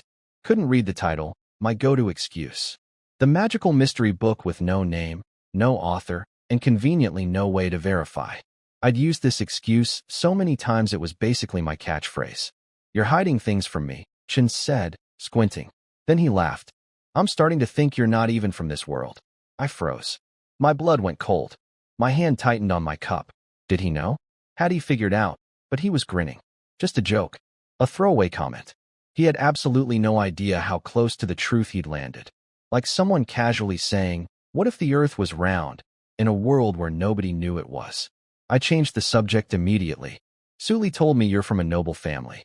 Educated, well-read, the works. Why'd you end up here, fighting at the edge of nowhere? The question hit different than I expected. Chin went quiet, poured himself another careful sip. He'd learned his lesson, and stared into the bowl like it contained his entire life story. My family was important. Generations ago, by the time I came along, we were noble in name only. No money, no connections, no power. But the family elders didn't care. Every boy born into our clan got the same speech. You will restore our glory. You will make us great again. I grew up carrying that weight on my shoulders. He drank. Slower this time, savoring the burn. But here's the dirty secret nobody tells you. In today's empire, the path to power through scholarship is completely blocked. The top-tier noble families have monopolized every government position. Doesn't matter how brilliant you are. If your family name isn't on the approved list, you'll never get past the gatekeepers. Your only option is to become a servant to those families. A glorified assistant. And what do those families actually do? They're parasites sucking the empire dry. National prosperity? Protecting the people? To them, those are jokes. They care about one thing, filling their own pockets. So you picked up a sword instead of a pen, I said. He nodded, then shook his head. I thought the military would be different. Meritocracy. Kill enemies, earn promotions, rise on talent. But the border is the same rotten system wearing armor instead of silk robes. You can win 100 battles, and some general's nephew who's never held a sword will still outrank you because he shares the right bloodline. I nodded. This disease existed in every era, mine included. The faces changed, the game never did. Why didn't you stay in the South with General Su Dingfang? I asked. He was known for promoting talent over bloodline. He was best commander I ever served under. But he'd already pacified the South. No more wars to fight, no more promotions to earn. So I came north, thinking the active front line would give me opportunities. He poured another bowl. His tolerance was improving, only coughed once this time. But the northern commander, Liu Yinshou, he doesn't want to win. He wants to exist. He keeps just enough conflict going to justify his budget, fights just enough battles to look busy for the capital, and treats the entire northern army as his personal kingdom. Every senior position goes to his cronies. Outsiders like me? Invisible, the man responsible for defending millions of people against invasion, is deliberately not defending them. Because peace would make him unnecessary, and victory would make him replaceable. He drained his bowl in one shot, and barely coughed. The man was adapting to hard liquor in real time. Impressive. I could hear it in every word. The frustration of a talented man trapped in a broken system. A guy who'd abandoned his family's dreams, traveled to the most dangerous place in the empire, fought and bled and sacrificed, and still couldn't break through the ceiling because the ceiling was made of corruption and nepotism. It reminded me of a famous quote from my previous world, a hero facing impossible odds, screaming into the void. The will to fight is here. The power to change things is not. The liquor was hitting us both now. Faces red, tongues loose. The kind of late-night honesty that only happens between two men sharing something strong enough to strip paint off walls. I pushed further. Sir, the empire is rotting from the inside out. How long do you think it can last? He shot me a look that was half warning, half admiration. You really want to lose your head? That's treason talk. I just smiled and waited. He leaned in, voice dropping to a whisper. Everyone who matters already knows. The emperor is a puppet. The ministers are thieves. The generals are warlords playing pretend. The noble families treat the country like a buffet. Even if a once-in-a-century genius emperor appeared tomorrow, the rot is too deep. Too many holes. Too many parasites. The ship is sinking, and the crew is fighting over the silverware. Then he looked at me with red-rimmed eyes, drunk, honest, burning with something between hope and desperation, and asked, if you could save it, Ling Chuan. If you could stop the collapse, hold the sky from falling, would you take the throne yourself? Would you sit on the dragon's chair? The question hung in the air like smoke. The fire crackled. Snow fell outside. Two drunk men in a mud-brick office at the edge of a dying empire, discussing the most dangerous idea in the world. I didn't answer. Couldn't answer. Not then. But years later, at the moment of my life's biggest decision, it would be this conversation, this question, drunk on homemade liquor on a snowy night at Wolf Beacon Pass, that would tip the scales. Chen had planted a seed. He probably didn't even know it. And seeds, once planted, have a way of growing into things nobody expected. Into the bridal chamber, I scooped Su Li up like she weighed nothing and carried her inside, fully expecting some romantic alone time. Instead, the room was packed with people. Li Chonglong, Liang Sheng, half the garrison, everyone grinning like idiots and shouting blessings. 100 years of happiness. May you grow old together. Many sons. I barely knew the wedding customs of this world, but I recognized the universal language of, we're about to mess with the groom. Commander, tonight we outrank you, Liang Sheng announced with way too much joy, pulling out a blindfold and a wobbly bench. The challenge, hold Su Li, spin 10 times blindfolded, then walk across the bench without falling. Simple enough for a special forces operative, except they were shaking the bench while I walked. Su Li screamed. I jumped off, landed perfectly, because reflexes, but apparently that counted as failing. Penalty. Kiss the bride. Right now? In front of everyone. Absolutely not, I said. In what universe do I give you clowns a free show? How about I buy everyone fancy drinks instead? Deal. They finally cleared out. I set Su Li on the bed and gently lifted her red veil. I'd seen her face 100 times by now. I'd seen her dirty, clean, crying, laughing, sleeping, angry, and covered in hot pot sauce. But Su Li in full bridal makeup, red silk, gold hairpin, jade bracelets, the whole wedding package? Wife, you are stunning. She blushed crimson under crimson fabric. Husband is quite handsome too. We stared at each other like two teenagers at prom. Which, technically, I kind of was. Then I kissed her, because some moments don't need more words. People are watching, she whispered. Then they can enjoy the eye infection they deserve. I yanked the blanket over both of us. Outside the door, a dozen grown soldiers were pressed against the crack like 5-year-olds spying on their parents. All they could see was a red blanket doing waves. Ahem. Chen appeared behind them like a ghost. Every single peeping Tom scattered like roaches. The captain's timing was, for once, perfect. After some quality newlywed time, Su Li straightened my clothes and pushed me toward the door. The banquet's starting. Go. Don't keep everyone waiting. I'll be quick. Wait for me. She turned pink. It's still daylight. The training ground had been transformed. Dozens of tables spread across the field. Not just soldiers. Townspeople had come too, carrying chickens, ducks, slabs of meat, bags of grain. I'd specifically said no gifts, but these stubborn, wonderful people just dumped their offerings on the kitchen staff and walked away before anyone could refuse. It hit me in the chest, that warm, heavy feeling. These people had watched their sons and husbands die defending these walls for years. And today, they were celebrating because they finally had something worth celebrating. Our blood hadn't been wasted. The food was incredible. The Swallow Snow Tower owner was doing the cooking. Chen had cleared him of any involvement in Chao Zhang's treason. The poor man had been coerced, his kids held hostage.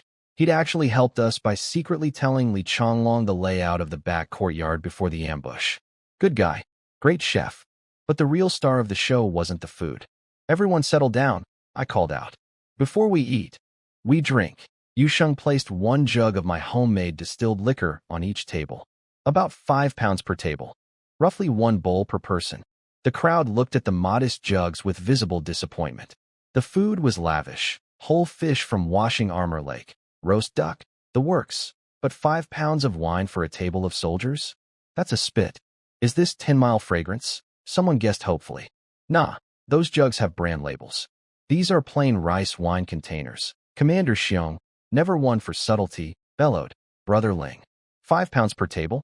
That's not even enough to rinse our mouths. I grinned. Trust me, Commander. This isn't ordinary wine. Even with your legendary tolerance, you won't handle more than 1 pound. 1 pound? Are you insulting me?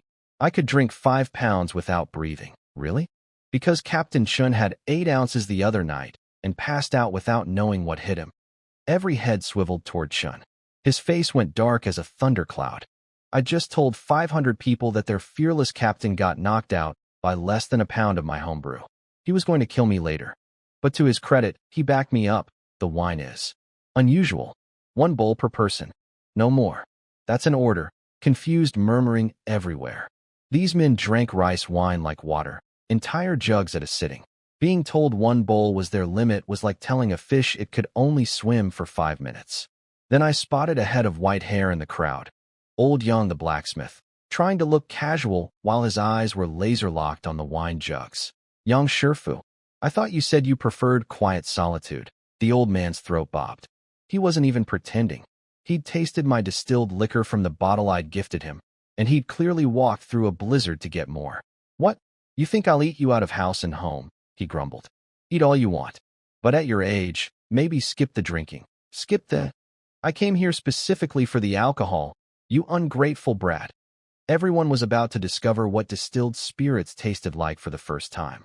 500 soldiers, 100 townspeople, and 1 extremely thirsty blacksmith. None of them prepared for what was about to hit their taste buds. This was going to be the most memorable wedding in Wolf Beacon history, and possibly the most hungover morning after.